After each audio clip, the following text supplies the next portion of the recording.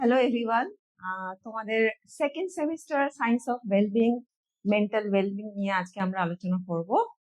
তো খুব নতুন সাবজেক্টটা তোমাদের এবং আহ, আমার কাছেও নতুন। চলো আমরা একসঙ্গে এগোই তাহলে।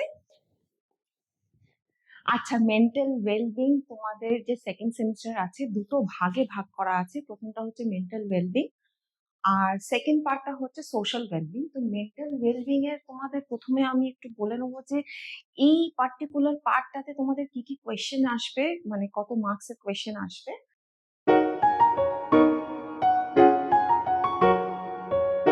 সেটা একটুখানি বলে দিই। সেটা হচ্ছে 2 মার্কসের কোয়েশ্চেন আসবে, তোমাদেরকে আনসার এনি 2 আউট অফ 4, মানে টোটাল 4টে কোয়েশ্চেন আসবে 2 নম্বরের, আর সেখান থেকে তোমাদের এনি 2 করতে হবে। সেরকম ভাবে 3 মার্কসের কোয়েশ্চেনও তোমাদেরকে দুটো করতে হবে, যেখানে তোমাদের 4টে 3 মার্কসের কোয়েশ্চেন থাকবে, সেখান থেকে তোমাদের এনি 2 আউট অফ 4 করতে হবে। আর 4 মার্কসের কোয়েশ্চেন যেখানে তোমাদের দুটো থাকবে, সেখান থেকে তোমাদের দুটোর মধ্যে থেকে একটা করতে হবে। আর সবশেষে 6 মার্কসের লং ব্রড কোয়েশ্চেন থাকবে, সেখানটা তোমাদের 6 মার্কসের দুটো কোয়েশ্চেন থাকবে, আর সেখানে তোমাদেরকে এনি 1 আউট অফ 2 করতে হবে। তাহলে কি দাঁড়ালো, টোটাল কোয়েশ্চেন তোমাদের এই মেন্টাল ওয়েলবিং থেকে 6খানা করতে হবে। 2 মার্কসের দুটো, 3 মার্কসের দুটো, 4 মার্কসের একটা, 6 মার্কসের একটা। তাই total marks from this part মানে মেন্টাল ওয়েলবিং ইজ 20। আচ্ছা, আমি তোমাদের এই মেন্টাল ওয়েলবিং ক্লাসটা দুটো পার্টে ভাগ করেছি। টুডেজ পার্ট 1, সেখানে যে টপিকগুলো আমি কভার করব সেটা হচ্ছে what is wellbeing, what is mental wellbeing, mental health আর মেন্টাল ওয়েলবিং এর মধ্যে কি তফাৎ, ইন্ডিকেটরস অফ মেন্টাল ওয়েলবিং যেটাকে আমি psychological, physical and lifestyle, social and এনভায়রনমেন্টালে ভাগ করেছি। তোমাদের টোটাল 9টা ইন্ডিকেটরস করতে হবে, কিন্তু এটাকে আমি 3টে হেডিং এর মধ্যে ডিভাইড করেছি। স্ট্রেস আর ওয়েলবিং এর মধ্যে কি সম্পর্ক, আর লাস্টে এই পার্টটা যতটা আজকে আমি পড়াবো তার মধ্যে কি কি কোয়েশ্চেন্স আসতে পারে, তোমরা কি কি কোয়েশ্চেন্স রেডি করবে সেটা নিয়ে একটা আলোচনা করবো। তো চলো। আচ্ছা, সবার আগে মেন্টাল ওয়েলবিং শুরু করার আগে আমি একটু বলে দিই, 10th অক্টোবর আমরা মেন্টাল হেলথ ডে মানে ওয়ার্ল্ড মেন্টাল হেলথ ডে হিসেবে পালন করে থাকি। আচ্ছা, পাওলো কোয়েলো একটা ব্রাজিলিয়ান অথর, খুব ফেমাস অ্যালকেমিস্টের অথর। তোমরা অনেকেই তার বই পড়েছো। তার একটা সুন্দর কোট দিয়ে অ্যাকচুয়ালি শুরু করি, when we strive to become better than we are, everything around us become better too. আমরা যখন চেষ্টা করি ভালো থাকার, সবকিছুই চারিপাশে ভালো হয়। এবং আমরা আজকে এই ভালো থাকারই কথা বলবো, ভালো হওয়ার কথা বলবো, আমরা মনকে ভালোবাসার কথা বলবো, ঠিক আছে? চল, what is wellbeing? Wellbeing is more than just absence of illness, মানে শুধু অসুস্থতা নেই তাই জন্য ওয়েলবিং সেটা নয়। It is a complex holistic state of feeling good and functioning well.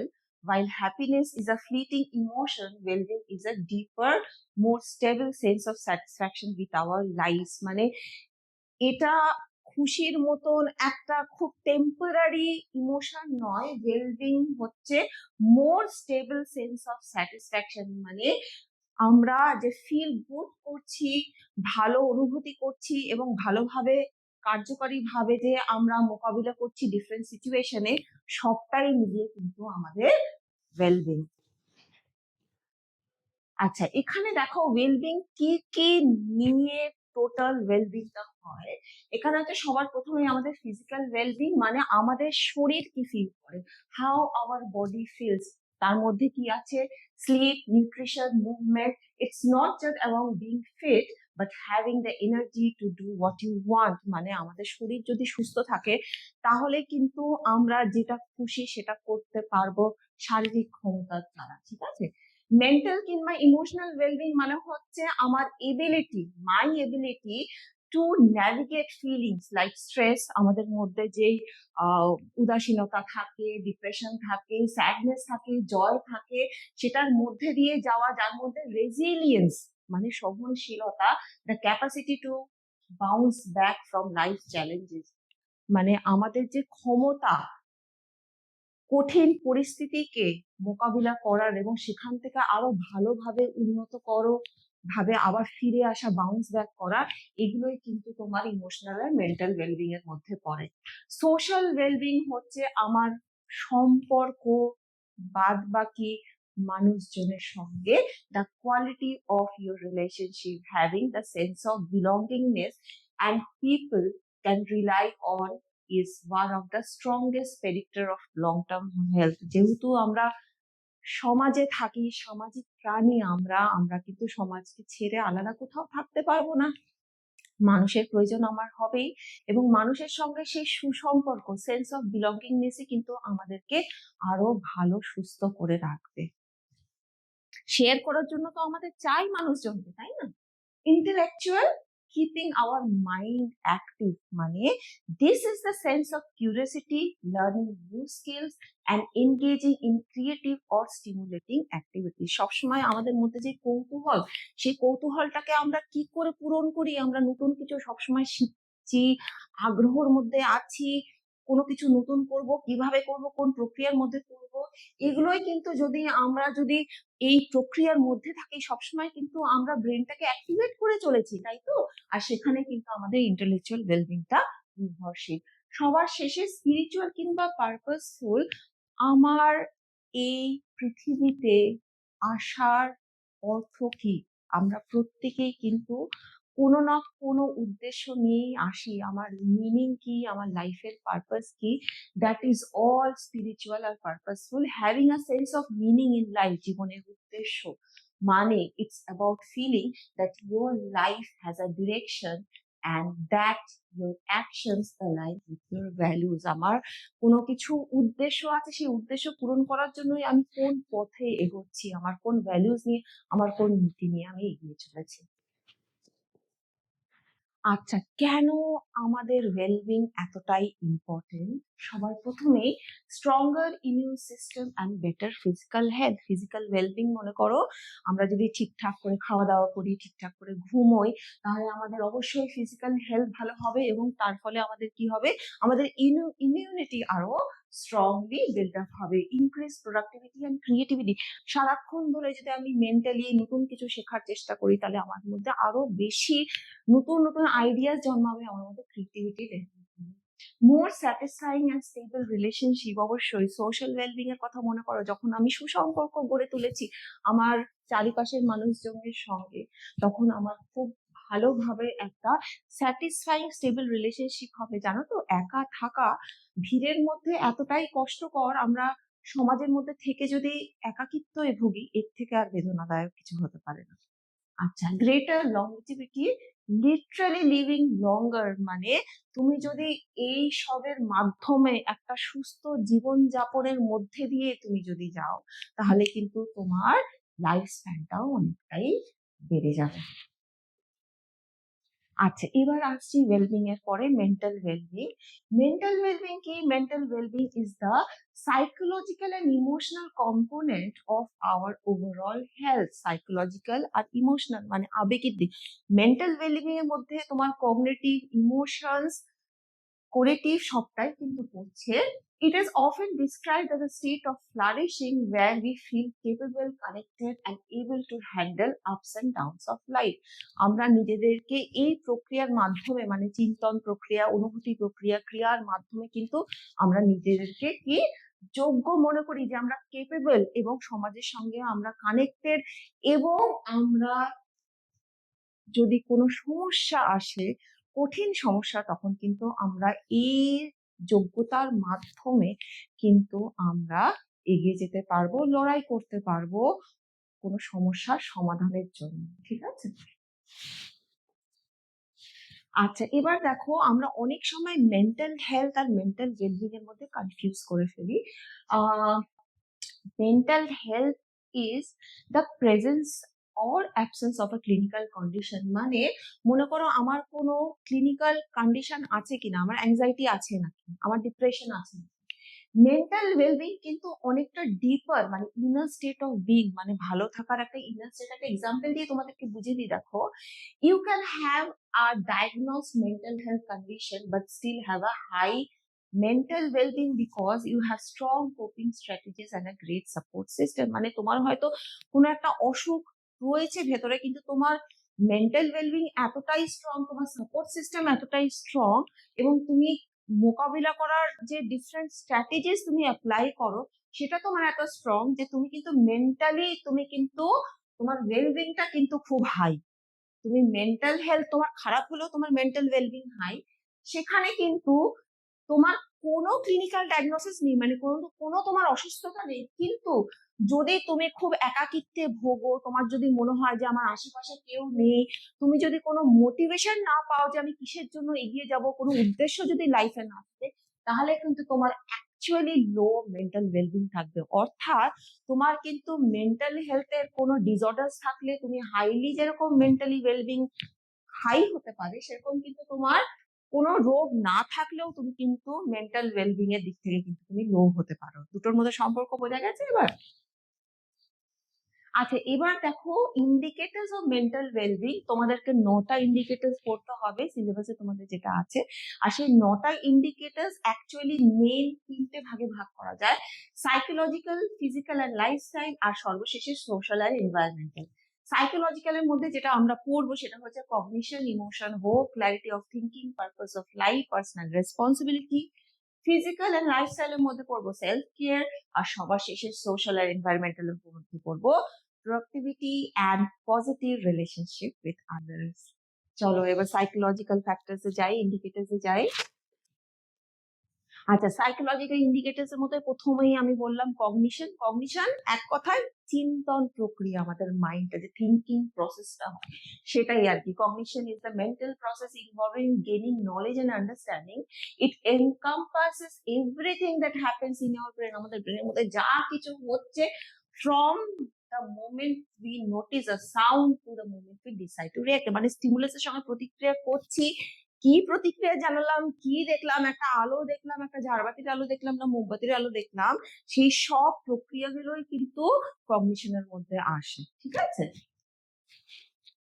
আচ্ছা, এটাকেই একটুখানি আমি ভেঙে তোমাদেরকে বোঝাচ্ছি যে কি কি প্রাইমারি ফাংশন, মানে মেন মেন কি ফাংশন হয় এই কগনিটিভ এরিয়ার মধ্যে। প্রথমেই হচ্ছে অ্যাটেনশন। অ্যাটেনশনটাকে আমরা বলি দ্বার রক্ষক, gate keeper of the mind. সেখানে কি হয় বলতো? It allows us to focus on specific information while filtering out distractions. মানে আমার যেটা দরকার, মানে আমি যেখানটা মনোযোগ আমাকে হতে হবে সেই জিনিসটার প্রতি, মনে করো আমাকে পড়তে হচ্ছে আর বাইরে গান চলছে, মিউজিক চলছে, অনেক সময় অনেক পুজোর প্রোগ্রাম অনেক কিছুর সময় হয়। এবার আমার তো গান শুনলে হবে না, সেই মাইকের আওয়াজটা শুনলে হবে না, আমার তো পড়াশোনায় কনসেন্ট্রেট করতে হবে। তো অ্যাটেনশন অ্যাকচুয়ালি এই প্রসেসটা, কগনিটিভ প্রসেসের মধ্যে যে অ্যাটেনশন প্রসেসটা আছে, ওখানটা কিন্তু আমরা আনওয়ান্টেড যা বাইরের যা আমার স্টিমুলাস আছে সেটাকে ফিল্টার করব, যেটা আমার চাই না, আর যেটা আমার চাই তার প্রতি আমি স্পেসিফিক ইনফরমেশনের প্রতি আমি ফোকাসটা করব। আচ্ছা, পারসেপশন হচ্ছে যে আমরা কিভাবে আমার সেন্সরি ইনফরমেশনটাকে ইন্টারপ্রেট করছি। মানে মনে করো তুমি এইমাত্র একটু আগে বললাম যে মনে করো আমি একটা আলো দেখলাম কিংবা একটা শব্দ শুনলাম, সেই শব্দটা কি তোমার লাউড নয়েজ নাকি না ওটা একটা মিউজিক? হ্যাঁ, যে এই যে বিচারটা আমি করছি, ব্যাখ্যাটা যে আমি করছি আমার এই সংবেদনের, সেই ব্যাখ্যাটাই কিন্তু perception. How we interpret sensory information, it is the difference between hearing a loud noise and recognizing it as a door slamming. বুঝতে পেরেছো? আচ্ছা, এবার দেখো মেমোরি। এবার আমরা যা কিছু তথ্য পড়ছি সেগুলো তো পড়ে গেলেই আবার ভুলে গেলেই হবে না। তো আমাদের একটা স্মৃতি প্রক্রিয়া আছে যেখানটা আমরা স্টোর করি। ঠিক আছে? তো যেরকম ভাবে রান্নাঘরে আমরা রান্না করার সময় ডিফারেন্ট মশলা ডিফারেন্ট জায়গা থেকে খুঁজে বার করি, সেরকম ভাবেই মনে করো আমাদের যদি কোনো স্টোরড ইনফরমেশন লাগে, যে ঠিক আছে মনে করো ছোট্ট একটা এক্সাম্পল দিয়ে যদি আমি বলতে পারি যে আমি অ্যাডিশন না জানলে আমি মাল্টিপ্লিকেশন করতে পারবো না, তাই তো? তো আমি যখন মাল্টিপ্লিকেশন শিখছি, গুণ যখন শিখছি, তখন কিন্তু আমি যোগ কিভাবে করেছিলাম সেইটা কিন্তু আমাকে, সেই ইনফরমেশনটা যেটা স্টোর আছে সেটা কিন্তু আবার করে আমার চেতন অবস্থায় নিয়ে আসতে হবে, যেটাকে আমি কিন্তু রিলেট করে এই নতুন যেই গুণ করা কিভাবে পদ্ধতি সেগুলো কিন্তু আমি শিখবো, যে বাচ্চারা যেভাবে করে আর কি।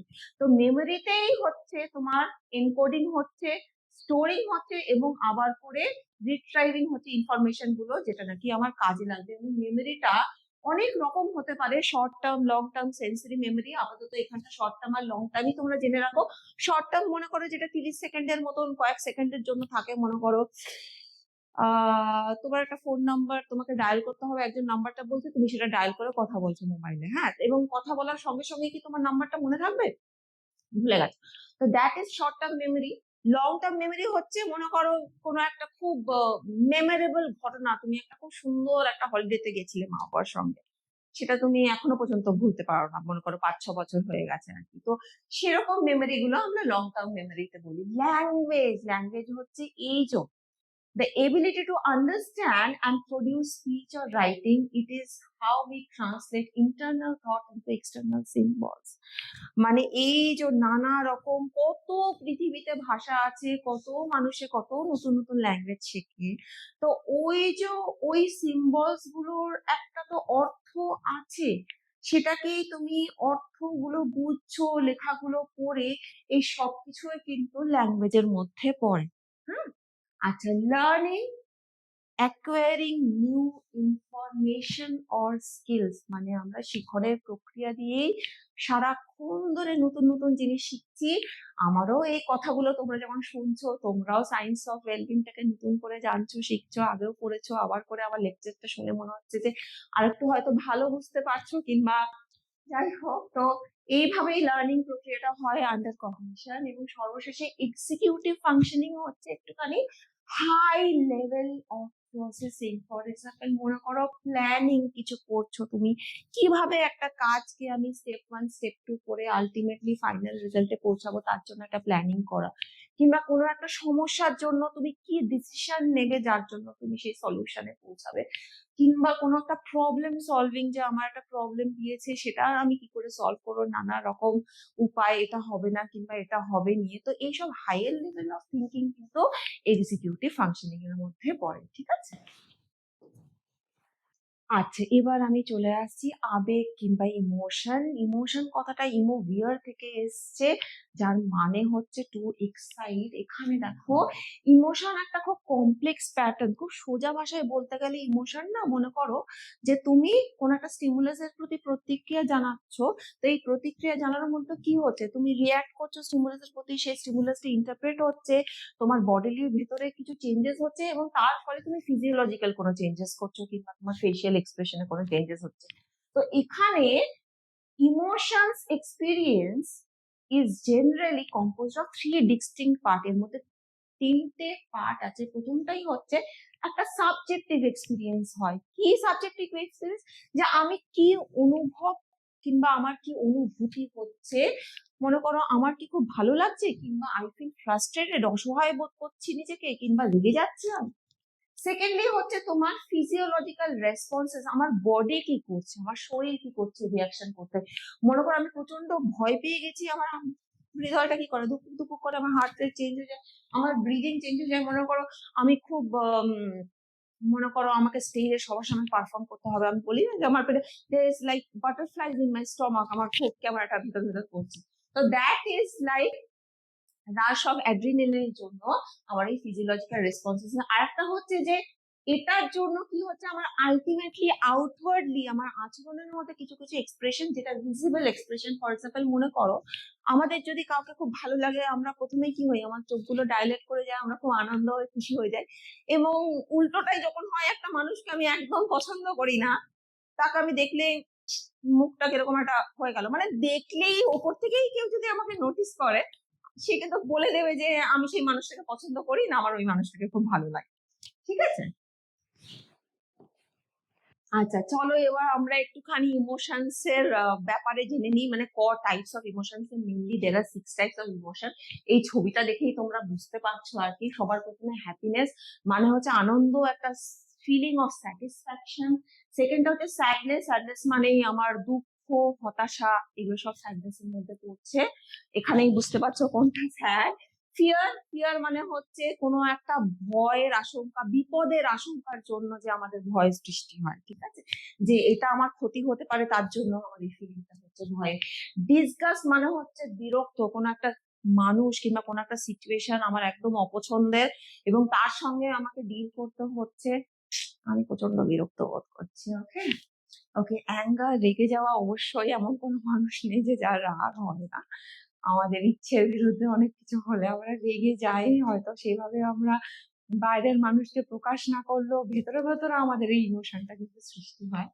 এবং সারপ্রাইজ, অবশ্যই কোনো কিছু আনএক্সপেক্টেড যদি আমাদের কিছু হয়, বেসিক্যালি এটা হচ্ছে একটু পজিটিভ আনএক্সপেকটেশনস। তো সেখানটা এরকম একটা হলো যে আমি ভাবতেই পারিনি জন্মদিনে আমার মামু এরকম একটা আমাকে উপহার দেবে। অবশ্যই আমি প্রচন্ড সারপ্রাইজড হলাম এবং তারপরে খুব আনন্দিত হলাম। ওকে, তো this are the basic 6 emotions. Okay, আচ্ছা, এবার আমি বলবো যে কেন ইমোশনস গুলো আমাদের হয়, why do we have them. প্রথমটাই হচ্ছে ফর সার্ভাইভাল। জানো তো, মনে করো ভয় একটা ইমোশনের কথা বলেছি। Fear tells us to run, disgust, tell us to avoid toxic food. মানে আমরা কোনো একটা জিনিসে যদি ভয় পাই, মনে করো বিপজ্জনক কোনো ঘটনা, সেখান থেকে ভয় পেয়ে আমরা কি পালিয়ে তো যাব? মানে মুদ্রা কথা হচ্ছে আমরা নিজেকে কিন্তু সেই পালিয়ে গিয়ে নিজেদের রক্ষা করছি। সেই জন্যই এখানটা বলছে সার্ভাইভাল। ঠিক আছে, communication, facial expression can tell others how we feel before we even speak. এই যে বললাম, আমাদের ফেসিয়াল, কাউকে যদি আমি খুব পছন্দ করি, আমাদের চোখগুলো ডাইলেট হয়ে গিয়ে এতটাই আমরা সুন্দরভাবে তাকে অ্যাকসেপ্ট করবো উইথ আ স্মাইল, যে সে কিন্তু কথা বলার আগেই বুঝে যাবে যে সে ওয়েলকাম, তাকে আমি খুব ভালোভাবে নিজের কাছে টেনে নিলাম। লাস্টলি হচ্ছে decision making. Research shows that people who lose the ability to feel emotions, মনে করো কোনো একটা ব্রেন ইনজুরি, কোনো একটা আঘাত লাগার জন্য ঠিকঠাক করে ইমোশনাল এক্সপ্রেশনটা করছে না, তারা কিন্তু সিম্পল ডিসিশন, সিম্পল নির্ণয় নিতে লাইফে কিন্তু তারা প্রচন্ড ভাবে স্ট্রাগল করে। ঠিক আছে, আচ্ছা, ইমোশনের কথা তো বললাম, অনেক সময় আমরা ইমোশনাল ইন্টেলিজেন্সের কথাও বলে থাকি। তো ইমোশনাল ইন্টেলিজেন্স ব্যাপারটা কি, যেটাকে আমরা শর্ট ফর্মে, আমরা তো আইকিউ সম্পর্কে জানি, ইন্টেলিজেন্ট কোয়েশ্চেন। তো আইকিউ থেকে ইমোশনাল কোশ্চেন কিংবা ইকিউ অনেকটাই ডিফারেন্ট। কিভাবে ডিফারেন্ট আমি বলছি। বেসিক্যালি ইমোশনাল ইন্টেলিজেন্স হচ্ছে তুমি তোমার ইমোশনকে কতটা ভালো করে বুঝছো, নেগেটিভ ইমোশনস হলে কতটা নিয়ন্ত্রণ করতে পারছো, এবং শুধু নিজেকেই বোঝা নয়, অপরের ইমোশনকে বোঝা এবং সেভাবে রিয়াক্ট করা, ডিল করা সিচুয়েশনের সঙ্গে অন্যের ইমোশনসকে বুঝে, সেটা সবটা মিলিয়েই হচ্ছে ইমোশনাল ইন্টেলিজেন্স। এবং খুব রিসার্চের মাধ্যমে দেখা গেছে যে আইকিউ, ট্রেডিশনাল যে আইকিউ আছে তার থেকে কিন্তু তোমার এই স্ট্রেস ম্যানেজমেন্টে কিন্তু ইমোশনাল ইন্টেলিজেন্সটা খুব খুব খুব ইম্পর্টেন্ট। এবং মানুষের সঙ্গে যে সম্পর্কটা, সুসম্পর্ক বজায় রাখার জন্য কিন্তু ইকিউ বেশি ইম্পর্টেন্ট রাদার দ্যান আইকিউ। ওকে, আচ্ছা, এবার আমি নেক্সট ইন্ডিকেটরে আসবো। ও একটা কোট দিচ্ছি, একটা ancient quote. He who has help has hope, and he who has hope has everything. আমরা সবকিছু এই জীবনে যে এত স্ট্রাগল করছি, লড়ছি, প্রত্যেকটা পদক্ষেপে এগিয়ে যাচ্ছি, আশা নিয়েই কিন্তু এগিয়ে যাচ্ছি। হাজার নেগেটিভিটি সত্ত্বেও কিন্তু আমাদের এই হোপ, আমাদের এই আশাই কিন্তু আমাদেরকে এগিয়ে নিয়ে চলেছে। Hope is a powerful cognitive state, a way of thinking that drives us towards action. এই যে drives us towards action মানে আমরা যে কাজগুলো করছি আমরা ভালো করবো। এই যে মনে করো তোমরা এই ক্লাসটা দেখছো, ঠিক আছে, মানে আমি পড়াচ্ছি তোমাদেরকে, তোমরা শুনছো আমার ক্লাসটা, শুনে নিশ্চয়ই তোমাদের মধ্যে এই আশাটা আছে যে আমি ক্লাসটা শোনার পরে আমি আরো ভালো করে আমার এই চ্যাপ্টারটা বুঝতে পারবো। তো এই আশাটা নিয়েই তো তোমরা এগোচ্ছ, এবং প্রত্যেকটা পদক্ষেপে কিন্তু আমাদের এই হোপটাই থাকে যেটা আমাদের এগিয়ে নিয়ে যায়। আচ্ছা, এখানে দেখো থ্রি পিলার্স অফ হোপ। প্রথমেই হচ্ছে গোল, মানে লক্ষ্য। Having a clear mental target of what we want to achieve, মানে আমাদের কিন্তু একটা গোল, হোপ মানে হচ্ছে তার মধ্যে একটা গোল, যে আমরা কি চাই, আমাদের পারপাস, উদ্দেশ্য কি, আমার টার্গেটটা কি আর কি, যার জন্য আমি এগোবো। দ্বিতীয়ত হচ্ছে পাথওয়ে। মানে সেই গোল, সেই লক্ষ্যের দিকে পৌঁছানোর জন্য আমার কি রাস্তা, the ability to generate different route to reach those goals, especially when obstacle appears. হ্যাঁ, আমি কি রাস্তা দিয়ে গেলে আমি সেই লক্ষ্যে আমার পৌঁছাবো। এবং বেসিক্যালি কিন্তু আমরা যখন রাস্তার মধ্যে কোনো জায়গায় হোঁচট খেয়ে যাই, আটকে যাই, তখনই কিন্তু আমাদের অন্য রাস্তা খোঁজার জন্য যে একটা ইচ্ছে, সেটা কিন্তু আসার জন্যই আমাদের কিন্তু জাগে। আচ্ছা, এজেন্সিস মানে হচ্ছে the mental energy and self belief. অবশ্যই আমাদের যদি সেই ভেতরের উইল পাওয়ারটা, নিজের মধ্যে যদি আস্থা, সেই বিশ্বাসটা না থাকে, আমরা কিন্তু সাস্টেন করতে পারবো না, এগিয়ে যেতে পারবো না। To actually start and sustain movement along those path, মানে আমি রাস্তা দিয়ে এগোচ্ছি, যদি আমি এটাই চিন্তা করতে থাকি যে আমার এগিয়ে কি হবে, তার তো কোনো ফলাফল নেই, তাহলে কি আমরা এগোতে পারবো? আমরা তো এভাবেই চিন্তা করি যে আমি যখন এগোচ্ছি তখন আমি নিশ্চয়ই আমার ডেস্টিনেশনে পৌঁছাতে পারবো। আচ্ছা, কেন হোপ এত ইম্পর্টেন্ট? আচ্ছা, কেন ইম্পর্টেন্ট? প্রথমেই হচ্ছে সহনশীলতা কিংবা resilience. High hope individuals view obstacles as challenges rather than failures. অবশ্যই, মানে এমন তো কোনো লোক নেই যারা ব্যর্থতার সম্মুখীন হয়নি, তাই তো? কিন্তু আমাদের আশা কি করে, আমাদেরকে সহনশীল করে তোলে। মানে হচ্ছে যে অবস্টাকল আসবে, বাধা আসবে, আমরা ব্যর্থ হব, কিন্তু ব্যর্থতা হওয়া মানেই যে তুমি থেমে গেলে তা তো নয়। সেখান থেকে তুমি উঠে দাঁড়ালে এবং আরো ভালোভাবে নিজেকে শক্তিশালী করে তুলে তুমি দেখছো যে না, এই উপায়ে চললে আমার হবে না, আমাকে অন্য রাস্তা অবলম্বন করতে হবে, এবং সেই রাস্তা দিয়ে চললে হয়তো আমার হবে। সেই আশাটা নিয়েই এবং নিজের প্রতি আস্থা রেখে, বিশ্বাস রেখে আমাদের কিন্তু এগোতে হবে। ফিজিক্যাল হেলথ স্টাডিজে, অনেক রিসার্চে দেখা গেছে যে hopeful people often have better outcomes in recovering from illness. অবশ্যই, মনে করো অনেকেই আছে যে যারা অনেক টার্মিনাল রোগে ভুগে, মানে হয়তো ওখান থেকে ফিরে আসার কোনো সম্ভাবনা নাই, কিন্তু অনেক এক্সাম্পলস এমন আছে তারা কিন্তু ওরকম একটা জায়গা থেকে শুধুমাত্র এই হোপের জন্য কিন্তু তারা ফিরে আসে, যে আমি আজকে এই সমস্যায় পড়েছি, আমার হেলথ কন্ডিশন প্রচন্ড ভাবে ডিটোরিয়েট হয়ে গেছে, কিন্তু আমি জানি যে আমি ফিরে আসতে পারবো যদি আমি ডক্টরের কথা শুনি, কথা মেনে চলি, আমার মধ্যে যদি সেই আস্থাটা থাকে।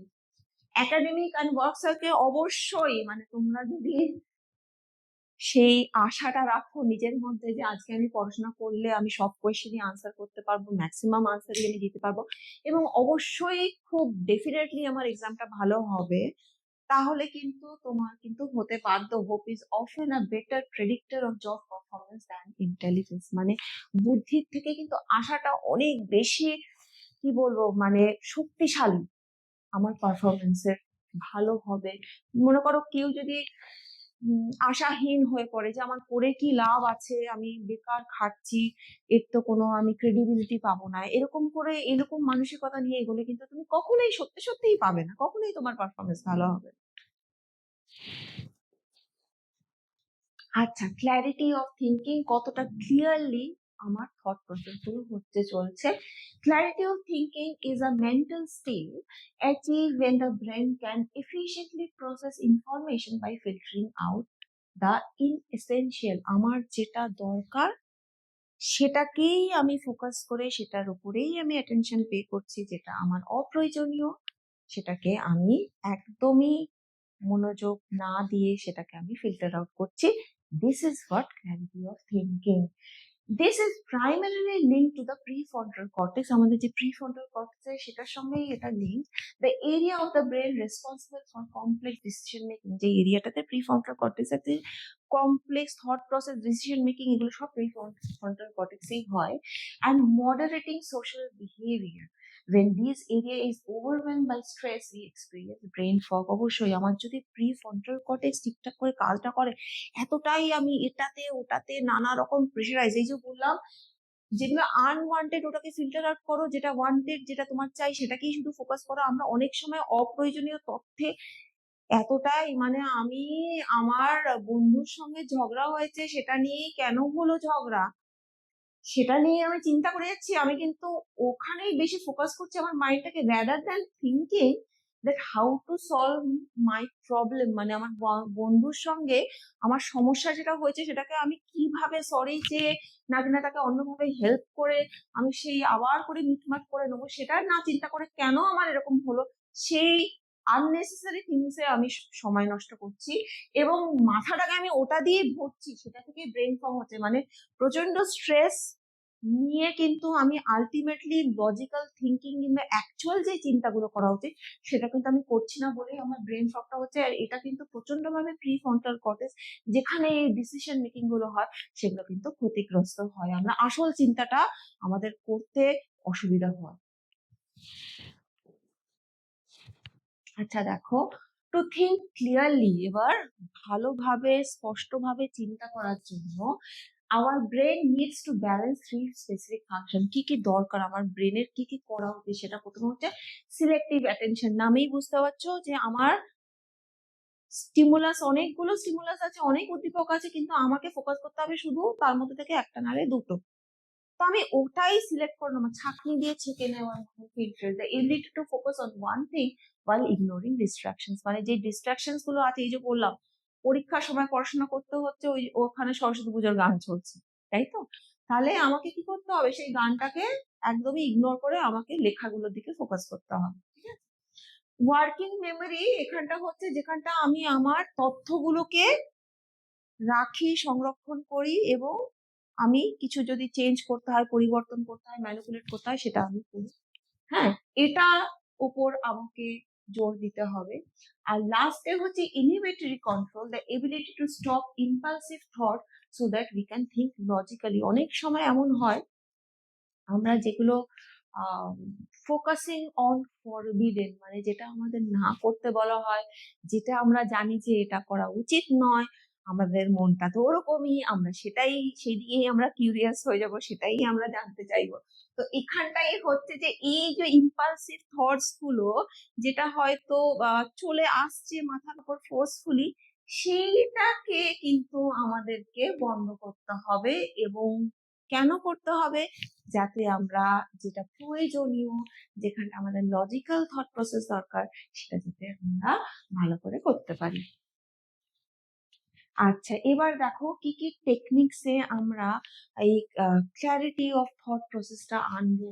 কি প্রথমেই হচ্ছে ব্রেন ডাম্প। ব্রেন ডাম্প মানে কি বলতো, আমাদের ব্রেনের মধ্যে তো একটা লিমিটেড ক্যাপাসিটি আছে এবং আমরা অনেক কিছু ইররেলিভেন্ট যে জিনিসগুলো আমার দরকার নেই সেইগুলো আমরা মাথার মধ্যে ডাম্প করে একসঙ্গে সব জিনিস, মানে মনে করো সুটকেসের মধ্যে প্রয়োজনীয়, আমি একটা ভ্যাকেশনে যাচ্ছি ছুটি কাটাতে, আর সেখানে আমি অনেক, মানে আমাকে হয়তো 2 দিনের ভ্যাকেশন কিংবা 5 দিনের ভ্যাকেশন, আমি সেটার মধ্যে 10 দিনের জামা কাপড় নিয়ে যাচ্ছি, সেটা কি আমার দরকার? দরকার নেই। ঠিক আছে, তো সেখানেই হচ্ছে যে আমি কি করব, আমি অনেকগুলো ইনফরমেশন যেটা আমাকে স্টোর করে রাখতে হবে অ্যাকচুয়ালি, সেটা আমি আমার মাথায় স্টোর করছি না। আমি কি করছি, হয়তো আমি মোবাইলে টাইপ করে লিখে রাখছি কিংবা একটা পাতায় খাতায় লিখে রাখছি, আমি খাতাটা যখন প্রয়োজন হলো দেখে নিলাম, তখন কি হলো, আমি ওই মনে রাখার অতগুলো জিনিসটাকে আমি ব্রেনকে চাপ দিচ্ছি না, ব্রেনকে কাজ করতে দিচ্ছি অন্যরকম কাজ, যেটার জন্য ব্রেন অ্যাকচুয়ালি খুব এফিশিয়েন্ট, সেই কাজগুলোর জন্য ব্রেনকে রেখে দিচ্ছি। আর এই তথ্যগুলো, ইনফরমেশন গুলো, সেগুলো আমি কোথাও একটা লিখে রাখছি আলাদা স্পেসে। ঠিক আছে, আচ্ছা, মোনোটাস্কিং, মোনো মানে হচ্ছে সিঙ্গেল টাস্কিং। এখানে হচ্ছে যে আমাদের প্রোডাক্টিভিটি, উৎপাদনশীলতা কিন্তু অনেকটাই কমিয়ে দেয়। অনেক রিসার্চে দেখা গেছে আমরা একসঙ্গে যদি অনেকগুলো কাজ করতে থাকি, মানে লোকে একটা কথা আছে না, কনসেপ্ট আছে multitasking, multitasking, multitasking, actually multitasking reduces productivity.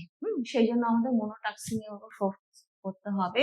Physical movement, হ্যাঁ, মানে শরীর মনকে সুস্থ রাখতে গেলে শরীরকেও একটু দেখতে হবে, সুস্থ রাখতে হবে, কারণ exercise increases blood flow and oxygen to the brain, keeping fatigue away. মানে আমরা যদি একটা চলাচলের মধ্যে থাকি, ফিজিক্যাল ফিটনেস আমাদের মধ্যে থাকে, তাহলে কিন্তু আমাদের যে ফ্যাটিকটা সেটা কিন্তু হবে না, আমরা অনেকটা এনার্জি নিয়ে অনেকক্ষণ ধরে কাজ করতে পারবো। আর দ্য কোয়াইট রুম প্রিন্সিপাল হচ্ছে clarity often isn't about adding more information, it is about removing the excess until only the truth remains। মানে আমরা ইনফরমেশন অ্যাড করছি, দ্যাট ইজ নট ক্ল্যারিটি। যেই ইনফরমেশন গুলো আমার অপ্রয়োজনীয়, নট নেসেসারি, সেটাকে বাদ দেওয়াটাই কিন্তু অ্যাকচুয়ালি আমার ক্ল্যারিটি অফ থিঙ্কিং এর মধ্যে পড়ে। তাহলেই কিন্তু আমি সঠিকভাবে থট প্রসেসটা জানতে পারবো। আচ্ছা, পারপাস অফ লাইফ, জীবনের উদ্দেশ্য। আমার এবং বাকিদের প্রত্যেকের, আমাদের সবার জীবনের একটা উদ্দেশ্য থাকা উচিত যে কেন আমি এখানে আছি। What is the purpose of my life? কি উদ্দেশ্য নিয়ে আমি আছি? আমি যদি এই পৃথিবীতে থাকি তাহলে আমার কোনো পারপাস আমি রেখে যাব, আমার কোনো কাজ আমি রেখে যাব। ঠিক আছে? Questions about the purpose of life often falls into two categories, একটা philosophical, একটা psychological. Philosophical হচ্ছে আমরা এখানে কেন, why we are here, এবং psychological question হচ্ছে how do I find my personal reasons to start my day? আজকের দিনটা আমি কি কারণে শুরু করব। চলো এবার দেখা যাক ডিটেলে কি বলা হচ্ছে। সাইকোলজিক্যাল ফ্রেমওয়ার্ক, ইকিগাই একটা জাপানিজ কনসেপ্ট, আমরা ইকিগাই সম্পর্কে অনেক শুনেছি। ইকিগাই অ্যাকচুয়ালি কি বলে, ইকিগাই মানে হচ্ছে এফেক্টিভ টুলস ফর ভিজুয়ালাইজিং পারপোজ, মানে আমার লাইফের উদ্দেশ্যটা কি সেটাই জানা। রিজন অফ বিং, মানে আমার যে একটা অস্তিত্ব আছে, আমার অস্তিত্ব মানে আছে, আমি কি দিয়ে প্রমাণ করব, কোন একটা পারপাস দিয়ে সেটাকে ফুলফিল করে তো আমি আমার অস্তিত্ব প্রমাণ করবো। এবার দেখো এই ইকিগাই কনসেপ্টটাকে চারটে পার্টে ভাগ করা। একটা হচ্ছে তুমি কি ভালোবাসো, what you love, your passion and what brings you joy, তোমাকে কি আনন্দ দেয়। Secondly, what you are good at, তুমি কিসে ভালো। Thirdly, what the world needs, মানে তোমার কাছ থেকে বাকি সমাজ কিংবা কমিউনিটি কিংবা সোসাইটি কি চাইছে, তুমি কি অ্যাকচুয়ালি কন্ট্রিবিউট করতে পারো তোমার সোসাইটিকে। আর what you can be paid for, মানে তোমার কি যোগ্যতা আছে, যেটা যে সার্ভিসটা তুমি দিয়ে অ্যাকচুয়ালি নিজের লাইফ তুমি সাস্টেন করতে পারবে। মানে বেসিক্যালি হচ্ছে তোমার কাজের মাধ্যমে তুমি নিজেকে দেখছো, মানে তুমি কাজ করছো, তার এগেনস্টে তুমি কিছু স্যালারি পাচ্ছ, সেটা দিয়ে তুমি তোমার ইচ্ছেগুলো পূরণ করছো। তো এই ইন্টারসেকশন অফ ফোর সার্কেল নিয়ে কিন্তু, এই চারটে পয়েন্ট নিয়ে কিন্তু আমাদের অস্তিত্ব কিংবা রিজন অফ বিং প্রমাণিত হয় according to the ikigai concept. আচ্ছা, এবার দেখো এক্সিস্টেন্সিয়াল ভিউ এর মধ্যে মিনিং ভার্সেস পারপাস। ঠিক আছে, মানে এবং উদ্দেশ্য। মানে হচ্ছে আমার পাস্ট, ওয়াই, আমি এখানে কেন, হ্যাঁ। আর পারপাস হচ্ছে হচ্ছে হাউ, মানে হচ্ছে যে আমি আমার যে ফিউচারের যে কাজগুলো আমি কিভাবে সেটা করব, আমি এতদূর এসেছি কেন, আর আমি কিভাবে এগোবো আমার লক্ষ্য পূরণের দিকে, আমার উদ্দেশ্য। এখানটা ভিক্টর ফ্র্যাঙ্কলিনের একটা বই আছে, একজন সাইকোলজিস্ট, তিনি অ্যাকচুয়ালি হলোকস্ট সার্ভাইভার ছিলেন আর কি। তিনি একটি বই লিখেছিলেন, দেখো এই বইটা ম্যান সার্চ ফর মিনিং। তিনি বলেছিলেন যে এখানে হিউম্যানস, মানে আমরা মানুষেরা না সবাই একটা মিনিং, রিল টু মিনিং দিয়ে কিন্তু আমরা ড্রিভেন হই, এগিয়ে চলি আর কি। এবং he argue that even in the most dire circumstances, মানে অনেক কষ্টকর পরিস্থিতিতেও কিন্তু আমরা আমাদের লাইফের পারপাস খুঁজে পাই, উদ্দেশ্য খুঁজে পাই তিনটে থিংস এর দ্বারা। কি কি? প্রথমেই হচ্ছে ওয়ার্ক, মানে ক্রিয়েটিং সামথিং, কাজের মাধ্যমে। আমরা সারাক্ষণ ধরে কিন্তু কাজ ছাড়া অলস ভাবে কিন্তু কেউ থাকতে পারে না অ্যাকচুয়ালি। ঠিক আছে, যে কাজ করে না সে অনেক অকাজ করে বেসিক্যালি আর কি।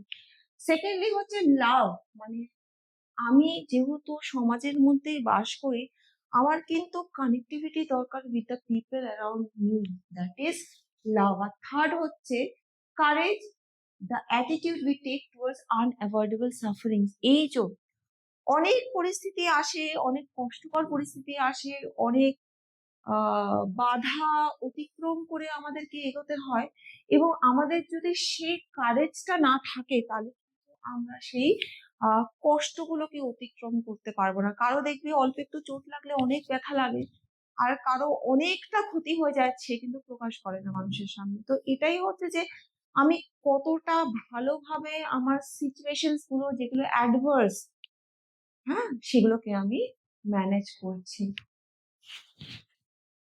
সময় পেলে তোমরা বইটা পড়ো, খুব ভালো আর কি। আচ্ছা, সে নিজে যেহেতু সেকেন্ড ওয়ার্ল্ড ওয়ারের মধ্যে হলোকস্ট সার্ভাইভার, যেটা আগেই বললাম, তো আহ খুব নিজস্ব এক্সাম্পল দিয়ে তিনি কিন্তু এই বইটি লিখেছেন। চলো এবার বায়োলজিক্যাল বেনিফিটের দিকে যাওয়া যাক। এখানে প্রথমেই হচ্ছে যাদের খুব স্ট্রং সেন্স অফ পারপাস আছে তাদের কিন্তু খুব লোয়ার হার্টের প্রবলেম হয়। এই যে longer their purpose, people with strong sense of purpose tend to live longer and have a lower cardiovascular disease, যেটা বললাম। ব্রেন হেলথও খুব ভালো থাকে যাদের পারপাস থাকে, তারা সবসময় কি করে, কাজের মধ্যে দিয়ে তারা থাকে, ডিফারেন্ট অ্যাক্টিভিটিস এর মধ্যে দিয়ে থাকে, এবং তাদের মধ্যে কিন্তু কগনিটিভ ডিক্লাইন, মানে যে কগনিটিভ ফাংশনস গুলো আমাদের অনেক রকম রোগ সাইকোলজিক্যাল হয় আর কি with the cognitive, for example Alzheimer's, সেটা কিন্তু পসিবিলিটিটা অনেকটাই কমে যায় আর কি, ব্রেন হেলথটা অনেকটাই ভালো থাকে। আর আরেকটা হচ্ছে 3 নম্বর পয়েন্ট, স্ট্রেস রেজিলিয়েন্স। আমাদের কিন্তু লাইফের উদ্দেশ্য থাকলে, পারপাস ইন লাইফ থাকলে কিন্তু what it does, lowers cortisol level, making us less reactive to daily hassle. Cortisol হচ্ছে স্ট্রেস হরমোন, এবং কর্টিসল লেভেল যখনই লেস হয়ে যাচ্ছে, কমে যাচ্ছে, তখন কিন্তু আমরা সিচুয়েশনের প্রতি অত স্ট্রেসফুল ভাবে রিয়াক্ট করছি না। সিচুয়েশনের প্রতি কিন্তু আমরা কিভাবে সমস্যার সমাধান করা যায় খুব উত্তেজিত না হয় সেই দিকে আমরা কিন্তু আমাদের মাইন্ডটাকে ফোকাস করি। ঠিক আছে? আচ্ছা, দেখো কিভাবে আমরা পারপাস, উদ্দেশ্য আমাদের জীবনে তৈরি করব। তার আগে আমি ফ্রেডরিক নিশে, তোমরা অলরেডি অনেকেই নাম জানো তার, আহ সে একটা খুব সুন্দর কোটস বলেছেন, আমার পার্সোনাল খুব ফেভারিট।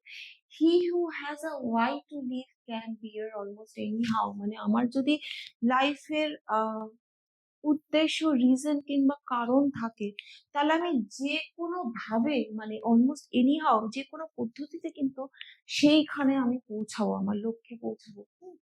আচ্ছা, identifying values.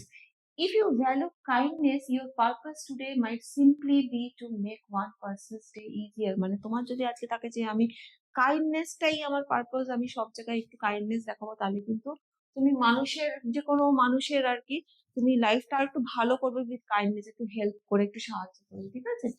Following curiosity, often what we are curious about is a breadcrumb trail, মানে হচ্ছে a series of connected pieces of information or evidence leading to what we find meaningful। মানে ছোট ছোট pieces, ছোট ছোট কাজ করে, ছোট ছোট স্মল স্মল ডিসকভারি করে আলটিমেটলি কিন্তু আমি আমার ফাইনাল গোলে পৌঁছেছি। ফর এক্সাম্পল, মনে করো আমি কোনোদিনও আঁকিনি, আমি আঁকা শিখতে বসলাম, প্রথমে আমি পেন্সিল স্কেচ করলাম, এবং তারপরে আমি আস্তে আস্তে তুলি ধরলাম, রং ধরলাম, কালারের কম্বিনেশন গুলো জানলাম। এটা কি আলটিমেটলি আমার প্রসেসের মধ্যে দিয়ে, ছোট ছোট জিনিসগুলো দিয়ে কিন্তু আমি, মানে একটা পেন্সিলের দাগ করছি, ওটাকে মুছছি, আর একটু আঁকছি, থেকে থেকে শুরু করে আমি কালার কিভাবে ফিউশন হয়, কম্বিনেশন হয়, আলটিমেটলি সেই দিকে যে যাচ্ছি, ছোট ছোট পিসেস দিয়েই কিন্তু আমি আমার কোথাও একটা ছবিটা যখন সৃষ্টি হলো, তার তো একটা মানে তৈরি হলো, আমি তো ছবিটা দেখে কিছু একটা বুঝতে পারছি যে এইটা আমি আঁকতে পেরেছি। এখানেই কিন্তু ফাইনাল মিনিংটাতে আমি অ্যাচিভ হলাম, কোথায়, with the connecting pieces.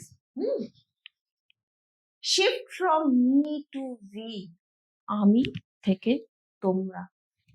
Purpose almost always involves a contribution to something outside yourself, মানে শুধু আমি নিজেকেই দেখা নয়, আমি যেহেতু সমাজের মধ্যে বাস করি, আমার একটা কমিউনিটি আছে, আমার একটা সোসাইটি আছে, তাদেরকেও দেখা, সেটাও কিন্তু এই পারপাসের মধ্যে পড়ে। শুধু তো একা নিয়ে থাকলেই হবে না, এবং এটা আমি আগেই প্রথম দিকেই বললাম যে আমরা কিন্তু সমাজের মধ্যে থাকি, সামাজিক প্রাণী আমরা, কিংবা একে অপরকে ছেড়ে কিন্তু আমরা কখনোই বাঁচতে পারবো না, আমাদের লোকের প্রয়োজন হয়।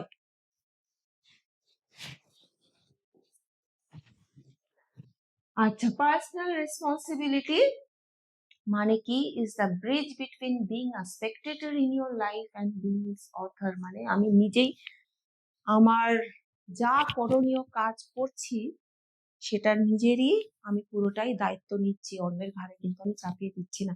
হ্যাঁ, আজকে যদি আমার এটা পরিণত হয়, এই কাজের জন্য যদি আমার এই পরিণতি হয়, তার জন্য কিন্তু আমি নিজেই দায়ী। হ্যাঁ, তো that is all about personal responsibility. এবার একটুখানি ডিটেলে দেখবো এর পেছনের সাইকোলজিটা কি, internal versus external. Internal locus of control হচ্ছে you believe your choices are hard work, determined, and outcome. People with this mindset tend to be more resilient, less stressed, and more proactive. মানে কন্ট্রোলটা, স্টিয়ারিংটা তোমার হাতে, মানে তোমার যা output হচ্ছে, যা পরিণতি হচ্ছে, তুমি যা কাজ করছো, তুমি ভাবছো যে এটা আমার হার্ডওয়ার্কের জন্যই এটা হচ্ছে। আর পরেরটা হচ্ছে এক্সটার্নাল লোকাস অফ কন্ট্রোল, মানে তোমার যা কিছু হচ্ছে তুমি ভাবছো ও আমার লাক ভালো ছিল, কিংবা খারাপ কিছু হলে আমার ভাগ্যটাই খারাপ।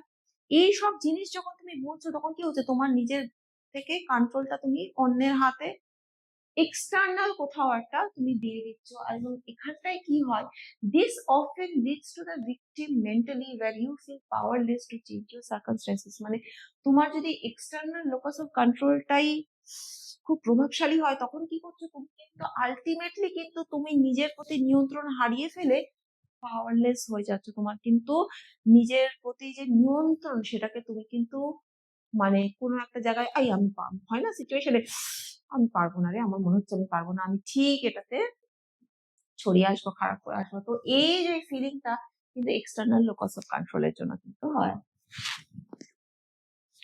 আচ্ছা, এখানটা দেখো একটা ইকুয়েশন আছে, event plus response equal to outcome, E plus R equal to O. মানেটা কি, ইভেন্ট হচ্ছে the things that happens to you, মানে আউটসাইড ইউর কন্ট্রোল, মানে তোমার উপরে ঘটে চলেছে যেটার উপর তোমার কোনো নিয়ন্ত্রণ নেই। রেসপন্স হচ্ছে যে ওই ঘটনাগুলোতে তুমি কি প্রতিক্রিয়া জানাচ্ছ, how you choose to react, যেটা তোমার সম্পূর্ণভাবে, মানে সিচুয়েশন নানা রকম আসে, আমি আমার মতন করে রিঅ্যাক্ট করি, অন্যজন অন্যের মতন করে রিঅ্যাক্ট করে, এবং এই রিঅ্যাকশনসটাই হচ্ছে একে অপরের থেকে আমাদেরকে আলাদা করছে, এবং এখানটাই কিন্তু পুরো কন্ট্রোলিং পাওয়ারটা।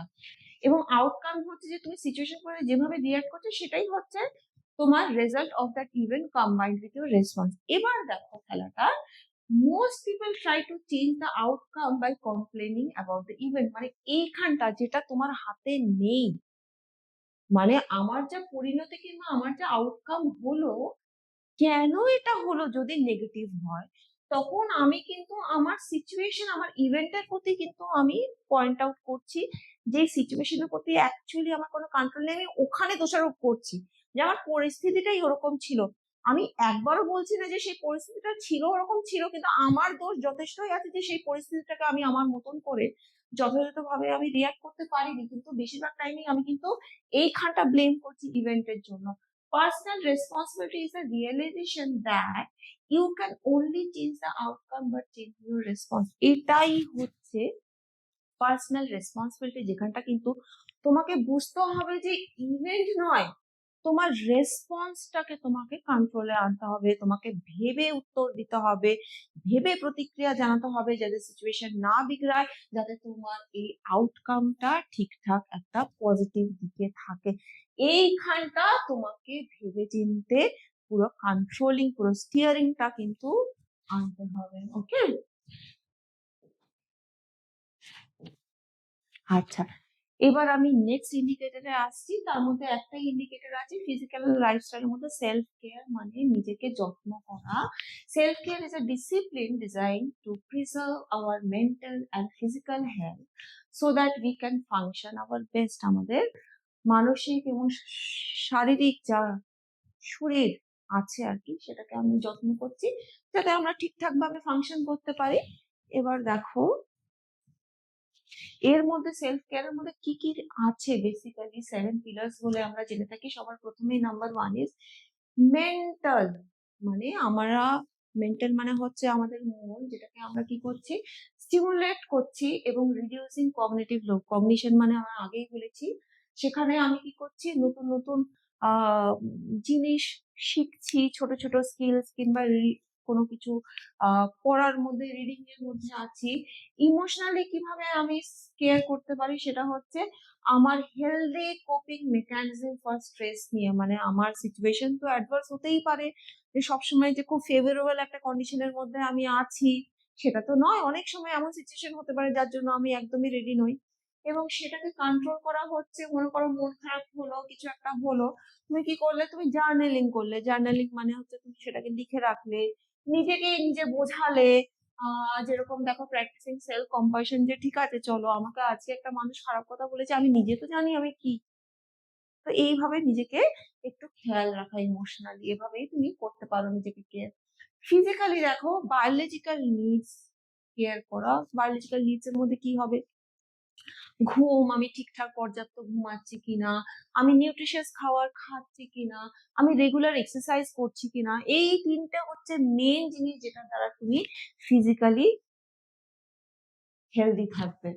এনভায়রনমেন্টাল দেখো, আমার চারিপাশের সারাউন্ডিংটাকে আমি কিভাবে স্ট্রেস রিডিউস করতে পারি আর কি, এনভায়রনমেন্টাল উপর কিভাবে আমি রিয়াক্ট করলে যাতে আমার সেখান থেকে আমি কোনো স্ট্রেস না নিই। ফর এক্সাম্পল মনে করো, স্পেন্ডিং টাইম ইন নেচার, অবশ্যই আর কি। মানে আমরা যারা শহরে থাকি অনেকেই, তারা কিন্তু একটু ছুটি হলেই বাইরে বেরোতে চলে যায়।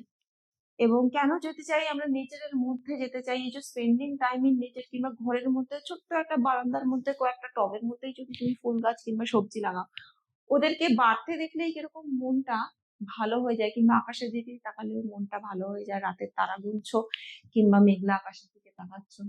তো ওটাই হচ্ছে যে তুমি নেচারের মধ্যে টাইম স্পেন্ড করলেও কিন্তু তুমি আলটিমেটলি নিজেকে ভালো রাখছো, নিজেকে স্ট্রেস ফ্রি রাখছো। Social nurturing connection while maintaining boundaries. For example হচ্ছে তুমি তোমার সোশ্যালি যারা কানেক্টেড, তোমার বন্ধু বান্ধব, তোমার আত্মীয়, তোমার মা বাবা, সবার সঙ্গে এমন ভাবে তুমি যোগাযোগটা করছো যেটা নাকি খুব হেলদি একটা রিলেশনশিপ তৈরি হচ্ছে। ফর এক্সাম্পল তোমার মন খারাপ হলে হতেই পারে যে you are calling a friend to share your feeling. Okay, আচ্ছা। কিংবা উল্টোটাও হতে পারে, অন্য বন্ধু যদি মন খারাপ হয়ে থাকে, তুমি তাকে একটু খোঁজ খবর নিচ্ছ যে কি রে, তুই ভালো আছিস, কেমন আছিস। হুম। আচ্ছা, স্পিরিচুয়ালের দিক থেকে দেখো, connecting with your values or a sense of purpose. মানে আমার যে উদ্দেশ্য, আমার যে নীতি, আমার যে ভ্যালিউজ গুলো আছে, সেগুলো নিয়ে কিন্তু আমি এগোচ্ছি। অনেক সময় মন খারাপ হলে, ভালো না লাগলে, আমরা যেরকম একটু আহ কোনো একটা শক্তি যাকে আমি বিশ্বাস করছি, তাকে হয়তো আমি একটুখানি তার কাছ থেকে একটুখানি উপায় চেয়ে নিই, কিংবা আমি একটু চুপচাপ নিজের মধ্যে থাকি। একেবারে যে মেডিটেশন করতে হবে তাও নয়, কিন্তু ধরো নিজের ভাবে চিন্তা করে পুরোটাকে আমি আবার করে প্রসেসিং করি যে আমার কি করা উচিত হবে, না করে একটু শান্ত মনে থাকা।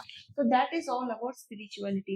Recreational is very very important. শুধুমাত্র কাজ কাজ কাজ কাজ বললে তো হবে না। All work and no play makes Jack a dull boy, এরকম ভাবেই কিন্তু আমার অবসর সময় কিংবা আমার ভালো না লাগার সময়গুলো আমি কিভাবে কাটাবো। এবং সব মানুষেরই কিন্তু আহ একটা দুটো শখ থাকা উচিত, যেখানটা নাকি আমাকে মন খারাপ থেকে আমাকে উদ্ধার করে নেবে। যে জিনিসটা আমার করতে ভালো লাগে, সেটার মধ্যেই যদি আমি একটু মনোনিবেশ করি, একটুখানি যদি আমি দূরে সরে গিয়ে ওর মধ্যে যদি আমি থাকি কিছুক্ষণ, আমার মন ভালো হতে হবেই, ভালো হওয়া বাধ্য। আচ্ছা, সোশ্যাল আর এনভায়রনমেন্টাল এর মধ্যে সবার প্রথমে হচ্ছে প্রোডাক্টিভিটি। প্রোডাক্টিভিটিটা কি? উৎপাদনশীলতা is often treated as a measure of how much you do, but in a psychological and strategic sense, it is actually about management of energy, not time. Productivity কিন্তু আমার energy management, time management হয়। কিভাবে আর একটুখানি ডিটেলে বলি, the core framework how to structure your day. দেখো কিভাবে তুমি প্রোডাক্টিভিটিটাকে এনহ্যান্স করবে, সেটা হচ্ছে ডিপ ওয়ার্ক। মানে হচ্ছে the ability to focus without distraction on the cognitively demanding task. মানে তুমি ডিস্ট্রাকশনের ওপর ফোকাস না করে, তুমি যেই অ্যাকচুয়াল টাস্ক গুলো, প্রবলেম সলভিং যে টাস্ক গুলো, যেগুলো কগনিটিভ ফাংশনিং দরকার, চিন্তন প্রক্রিয়া দরকার, সেগুলোর উপর তুমি ফোকাস করছো। Getting things done, a system for offloading the brain হচ্ছে কি, the goal is to record every task in a trusted external system. একটু আগেই আমি বললাম যে আমার ব্রেনটাকে আমি যেই কগনিটিভ টাস্ক গুলো আছে, higher level of thinking task গুলো আছে, সেটার মধ্যে সেই কাজের জন্য আমি আমার ব্রেনকে কাজে লাগাবো। আমি কোনো কিছু মনে রাখার জন্য, তথ্য সংরক্ষণের জন্য আমি ওটাকে ব্রেনটাকে ইউজ করবো না। সেটার জন্য এক্সটার্নাল সোর্সেস আছে, আমি খাতায় লিখে রাখবো, আমি আমার ল্যাপটপে লিখে রাখবো, নোট করে রাখবো, ঠিক আছে, আমি আমার মোবাইলে কিপ নোটসে লিখে রাখবো।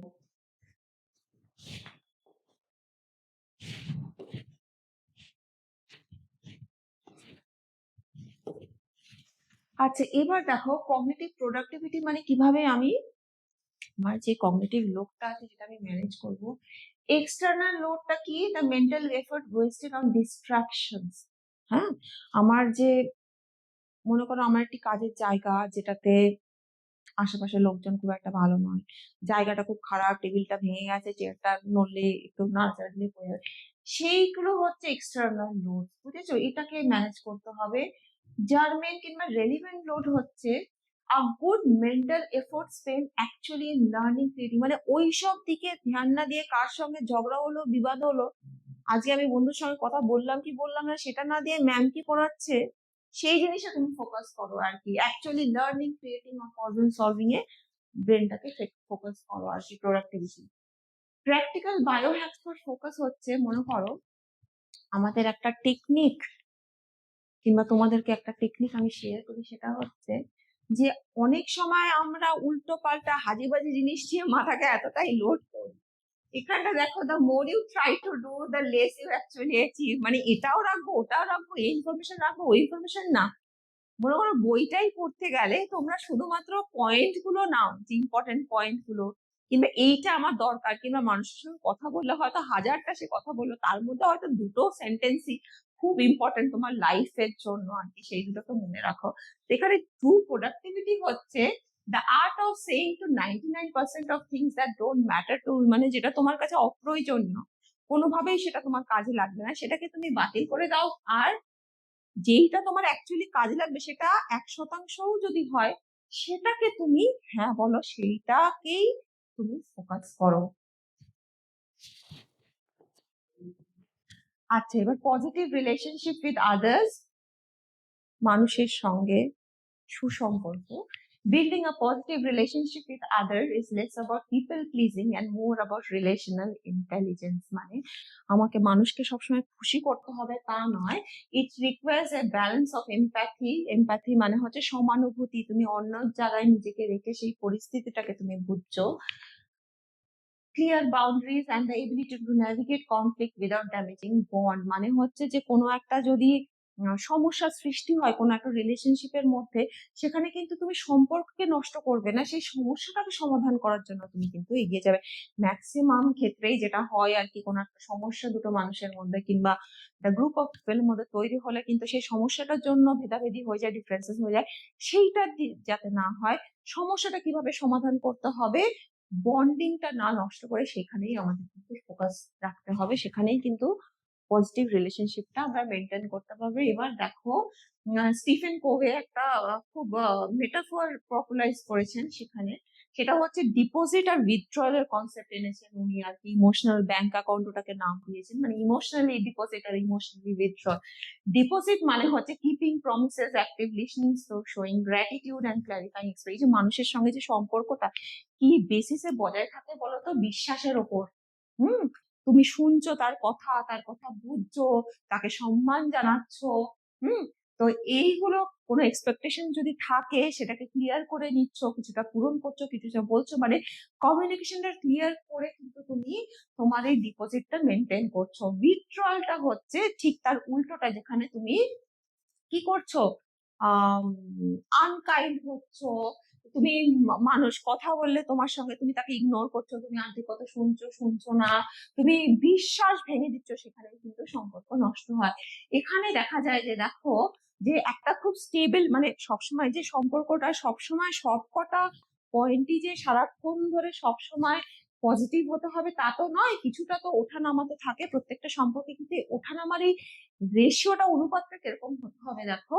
এখানে কিন্তু তোমার relationship to remain stable and positive, একটা স্টেবল রিলেশনশিপের জন্য কিন্তু রেশিওটা 5:1, মানে ডিপোজিট যদি 5 হয় তার মধ্যে একটা উইথড্রয়াল, একটা নেগেটিভ হতেই পারে, যে ঠিক আছে এতগুলো ভালোর মধ্যে একটা খারাপ, হুট করে একটা সিচুয়েশন ওয়াইজ হয়ে গেল, তারও ব্যাখ্যা আছে, এক্সপ্লেনেশন আছে, হয়তো রিলেশনশিপের মধ্যে তোমরা দেবে একটা নেগেটিভিটি হয়ে গেল।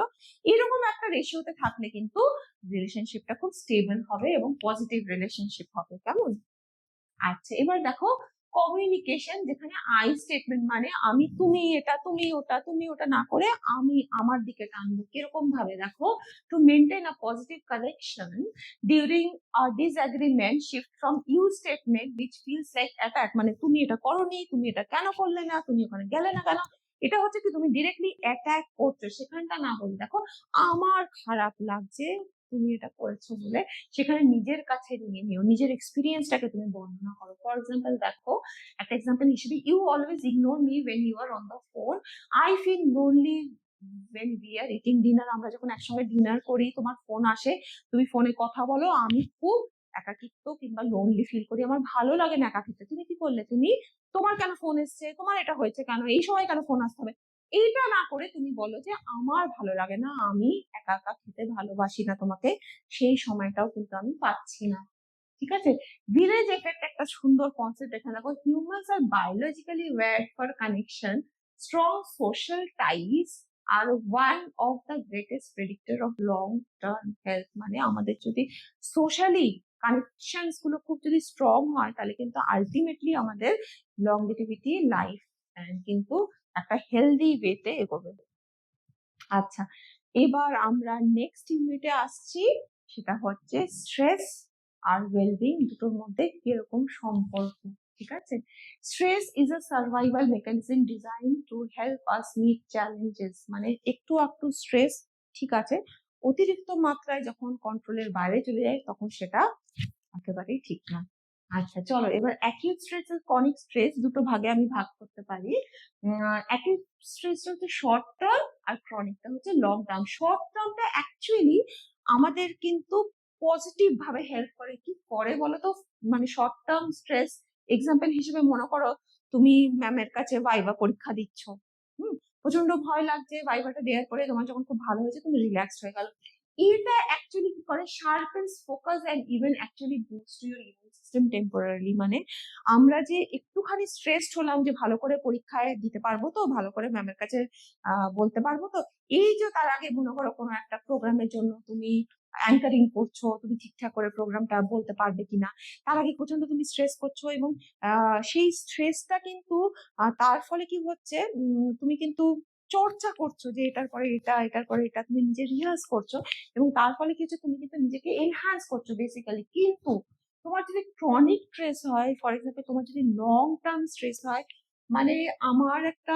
সমস্যার সম্মুখীন আমি হচ্ছি যার কোনো শেষ আমি দেখতে পাচ্ছি না, সেটাকে ক্রনিক স্ট্রেস বলে। ফর এক্সাম্পল মনে করো কারো যদি ফাইন্যান্সিয়াল স্ট্রাগল হয়, মানে অর্থনৈতিক দিক থেকে সে প্রবলেমে পড়ছে এবং কিছুতেই তার সমস্যাটা সমাধান হচ্ছে না, কিংবা মনে করো কেউ একটা নতুন চাকরিতে ঢুকলো, জব এনভায়রনমেন্ট এতটাই খারাপ যে সে ওখান থেকে ওভারকাম করতে পারছে না, আর জবটাকেও ছাড়তে পারছে না, তার চাকরিটাকেও সে ছাড়তে পারছে না, সেখানে কিন্তু তোমার শরীর never gets a clear signal to relax. এইখানটা দেখো, তোমার যখন হয়ে গেল, তুমি যখন ম্যামের কাছে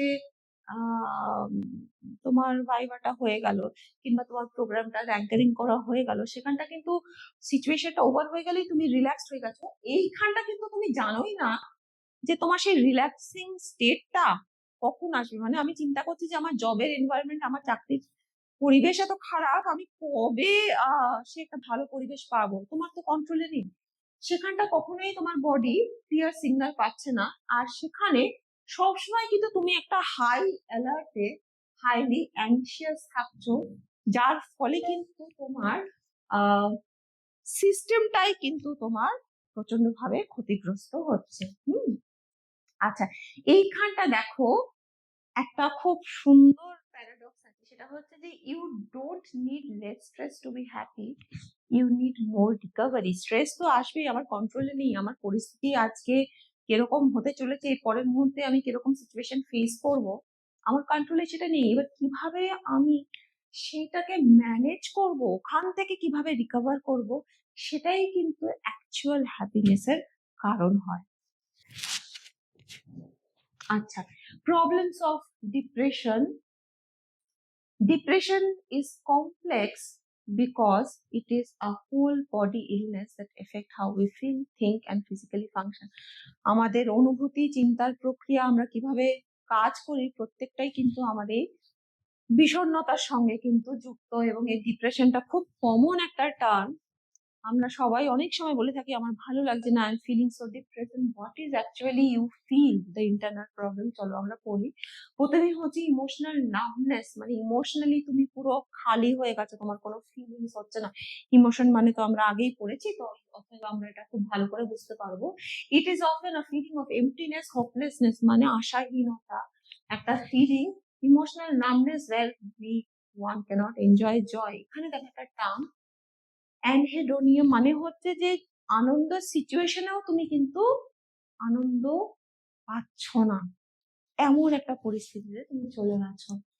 ফিজিক্যাল এক্সহশন, ফিজিক্যালি খুব tired. The major problem of psychomotor retardation where our movements and thoughts literally slow down, মানে আমাদের কাজ, মানে অনেক সময় দেখো আমাদের মন খারাপ হলে আমাদের শরীরটাও কিরকম একটা অসাড় হয়ে যায়, আমাদের হাঁটতে চলতে ভালো লাগে না, ফিজিক্যালি প্রচন্ড হয় হেভি ফিল করি। মানে ছোট ছোট task, making simple task like showering or getting out of bed feel so difficult, মানে বিছানা থেকে এতটাই আমি হতাশার মধ্যে আছি, বিষণ্ণতার মধ্যে আছি যে ঘুম থেকে ঘুম ভেঙে গেল, আমার কিন্তু বিছানা থেকে আর উঠতে ইচ্ছা করছে না, সেই জন্য শরীরটা কিন্তু নড়ছে না। ঠিক আছে। কগনিটিভ ফগ, মানে আমার পুরো চিন্তা প্রক্রিয়াটা ধোঁয়াশা হয়ে গেছে, আমি ঠিকঠাক করে চিন্তা করতে পারছি না। Depression attacks our ability to think, এই যে এইমাত্র বললাম আমাদের চিন্তা প্রক্রিয়া পুরোটাই এফেক্টেড হয়। We may struggle with memory loss and indecisiveness, মানে আমরা ঠিকঠাক করে ডিসিশন নিতে পারছি না, ছোটখাটো সিচুয়েশন গুলো আমি মনে রাখতে পারছি না। তো এই সব প্রবলেমস গুলো কিন্তু হয় ইন্টারনাল প্রবলেমস। আচ্ছা, এবার দেখো ফিজিক্যালি কি কি হেলথ কমপ্লিকেশন হতে পারে। ফর এক্সাম্পল মনে করো ক্রনিক পেন, মানে আমার সবসময় একটা ব্যথা, যে ব্যথার হয়তো আমি এক্সপ্লেনেশনও ঠিকঠাক করে দিতে পারছি না, আমি প্রত্যেকটা মুহূর্তে বলছি যে আমার ভালো লাগছে না, আমার সারা শরীর ব্যথা, কোথায় যে অ্যাকচুয়ালি ব্যথা, মাথায় যে অ্যাকচুয়ালি কোথায় ব্যথা, সেই ব্যথাগুলোকে আমি ঠিকঠাক করে কিন্তু এক্সপ্লেনও করতে পারছি না। Sleep and appetite disruption, for example অবশ্যই ইনসোমনিয়া, ইনসোমনিয়া মানে অনিদ্রা। এই ডিপ্রেশনের জন্য কিন্তু আমার হয় ঘুম আসবেই না, ইনসোমনিয়া, নয়তো আমার ওভার স্লিপিং হবে, মানে অনেক বেশি মাত্রায় আমি কিন্তু ঘুমাচ্ছি, যেটাকে আমরা হাইপারসোমনিয়া বলে থাকি।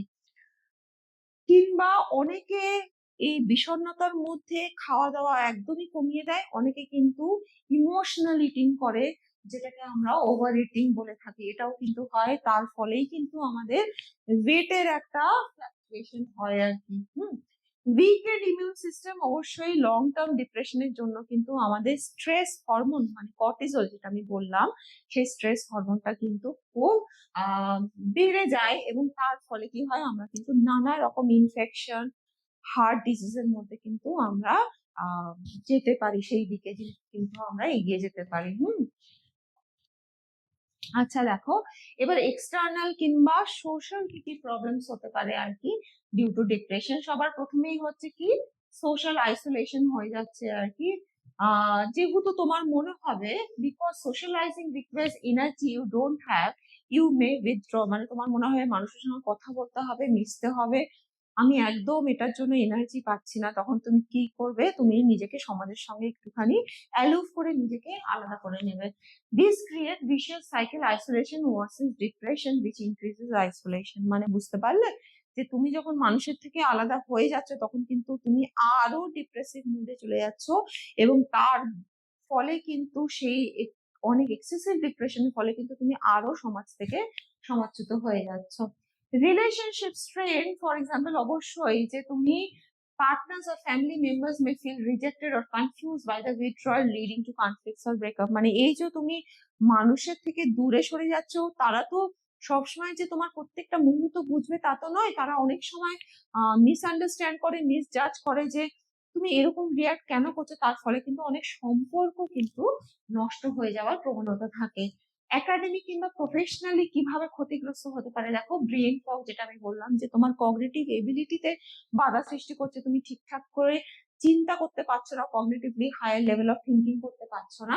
সেখানে কি হচ্ছে, the brain fog and fatigue often leads to miss deadlines, absenteeism. অবশ্যই স্কুলের ক্ষেত্রেও তোমরা দেখবে যে তুমি যদি খুব বেশি ডিপ্রেশনের মধ্যে চলে যাও, তোমার যদি খুব মন খারাপ অতিরিক্ত মাত্রা হয়, তোমার কিন্তু পড়াশোনায় মন বসবে না, তুমি ক্লাসে থাকলেও কিন্তু তুমি টিচারের কথা শুনছো না, সেখানে কিন্তু তোমার কিন্তু একটা খুব ল্যাগিং সৃষ্টি হবে, যেখানে আলটিমেটলি তোমার কি হবে, একাডেমিক পারফরমেন্স খুব অবনতি হয়ে যাবে।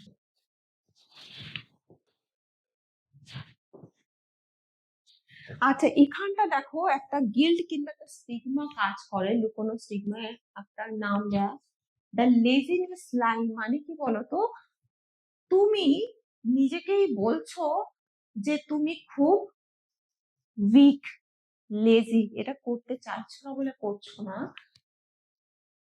অ্যাকচুয়ালি কিন্তু তোমার এটা মেডিকেল কন্ডিশন, কিন্তু তুমি ওইভাবে নিজেকে দেখছো যে আমি লেজি, আমি ডিপ্রেস, সেই জন্য। আর গিল্ট মানে নিজেকে তুমি গিল্টি ফিল করছো, দোষারোপ করছো।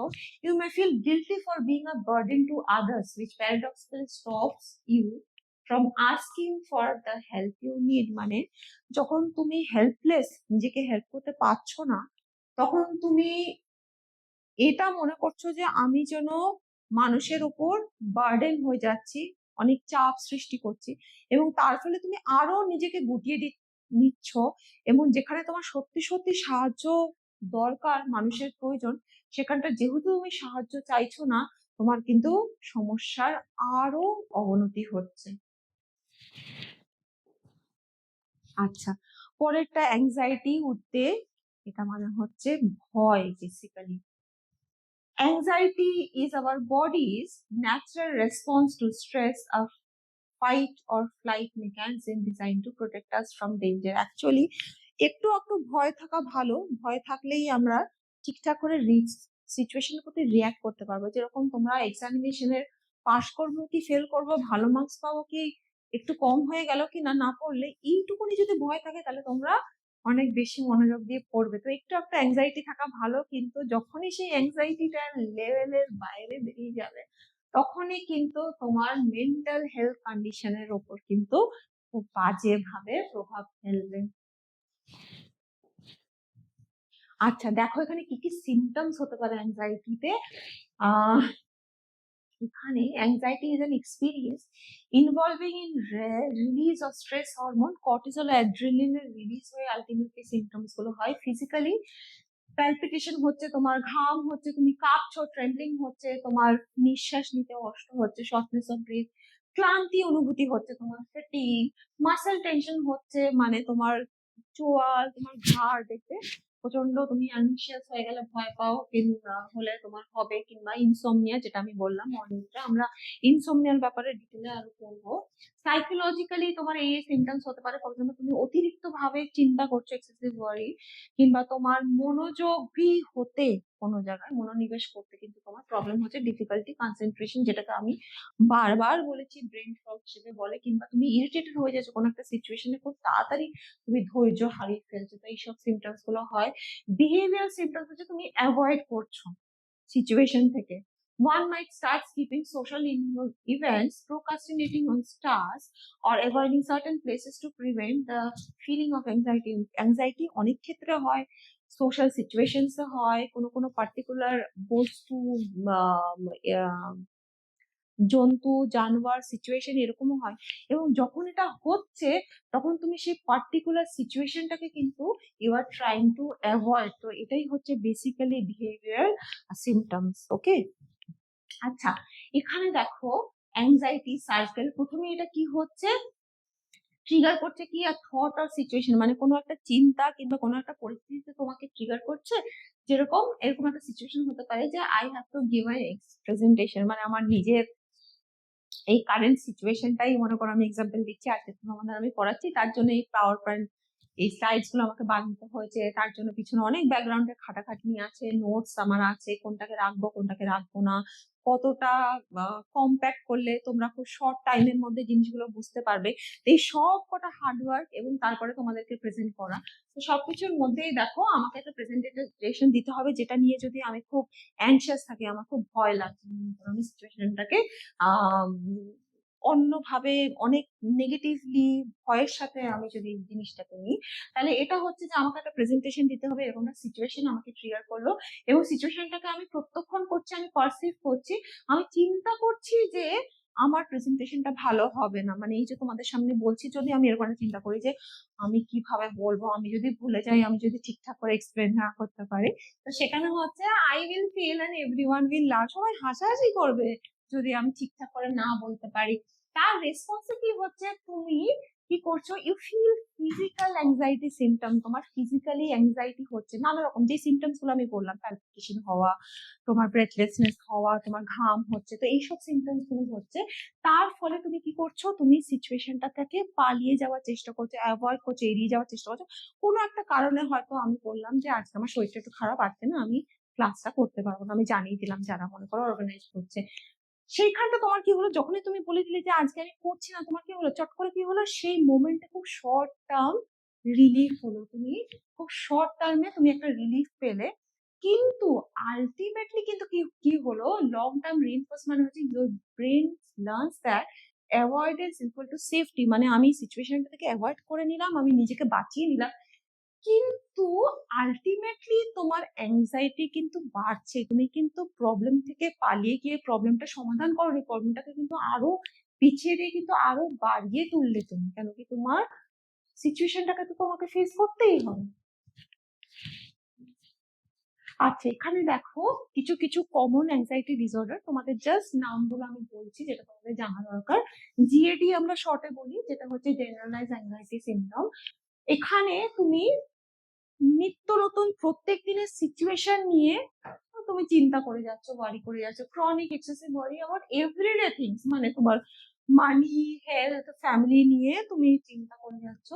সোশ্যাল অ্যাংজাইটি, সমাজ, social situation, intense fear of being judged, embarrassed or rejected by social situation, মানে মানুষেরা বাইরে, সোসাইটি আমাকে কিভাবে জাজ করবে। মনে করো কোনো একটা গ্যাদারিং এ তুমি গেলে, সেখানে মনে করো তোমার মনে হচ্ছে যেন আমাকেই যেন সবাই দেখবে, আমাকে পরিমাপ করবে, আমাদের এটা ভালো নয়, ওটা ভালো নয়, এইসব বলে নিজেরা আলোচনা করবে, ঠিক আছে।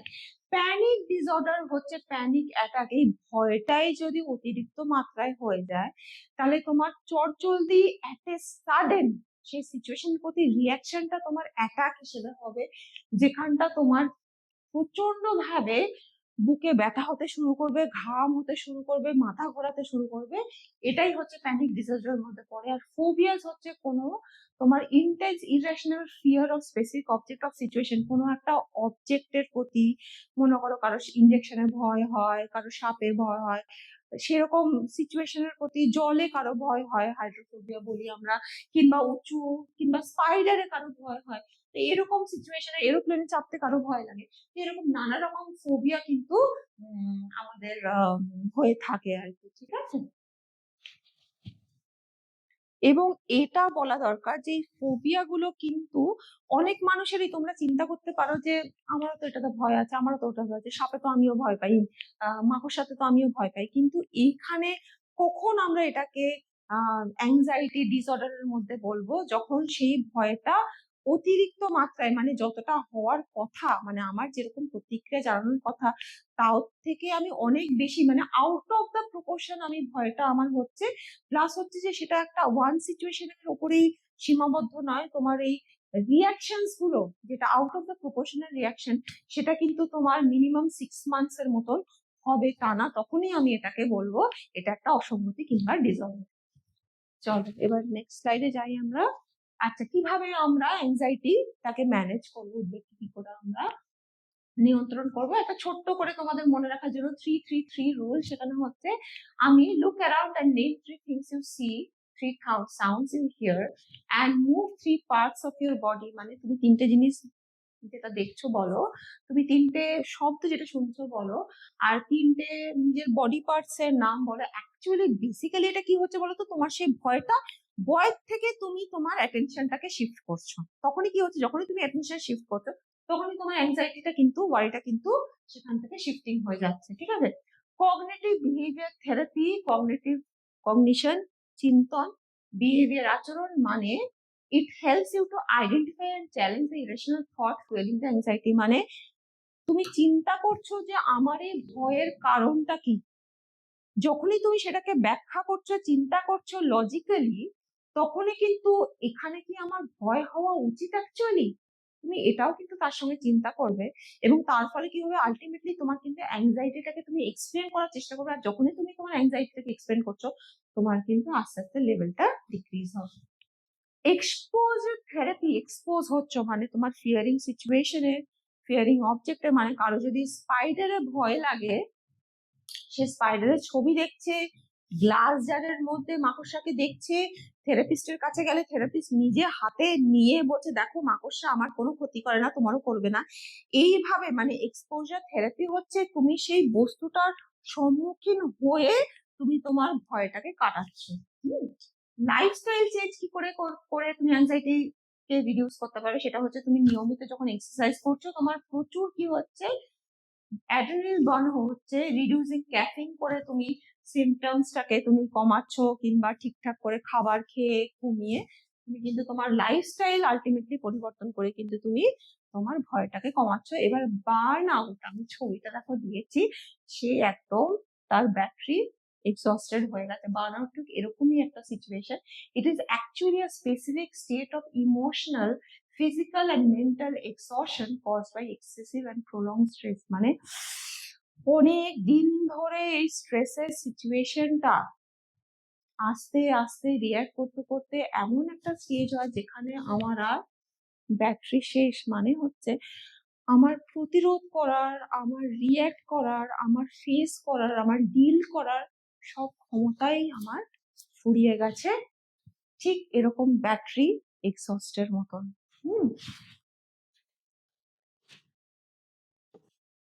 আচ্ছা, বার্ন আউটের তিনটে ডিমেনশনস আছে। ফর এক্সাম্পল প্রথমেই আমি বললাম এক্সস্টশন, যেটা আমি বারবার বলছি। Profound tiredness that sleep doesn't fix, মানে এতটাই টায়ার্ডনেস, মানে স্লিপ ডাজন্ট ফিক্স মানে হচ্ছে কি, মানে সারা দিনের কাজকর্মের পর যখন আমরা ঘুমোই, আমাদের ব্রেনটা রেস্ট পায়, রিপেয়ার হয় পরের দিনের দিন, যাতে আমরা খুব ভালোভাবে শুরু করতে পারি। ঠিক আছে? কিন্তু এইখানটা হচ্ছে স্লিপ সেটাকে সমাধান করতে পারছে না। সিনিসিজম মানে ডিপার্সোনালাইজেশন, মানে হচ্ছে তুমি বাদ বাকি সিচুয়েশনের থেকে, মানুষের থেকে তুমি ডিট্যাচড হয়ে গেলে। আর নেগেটিভ আর detach attitude towards job or the people who help, আমাদের চারপাশে যে সারাউন্ডিংটা আছে সেখানে যেন মনে হচ্ছে আমি একটা দেয়াল ক্রিয়েট করে নিজেকে পুরো আলাদা করে নিয়েছি। ইনএফিশিয়েন্সি মানে হচ্ছে তোমার নিজের মধ্যে একটা অনুভূতি যে আমি বোধহয় আর যোগ্য নই, আমার বোধহয় ক্যাপাসিটি সব শেষ হয়ে গেছে, আমি বোধহয় কোনো সিচুয়েশনকে ট্যাকেল করতে পারবো না, ডিল করতে পারবো।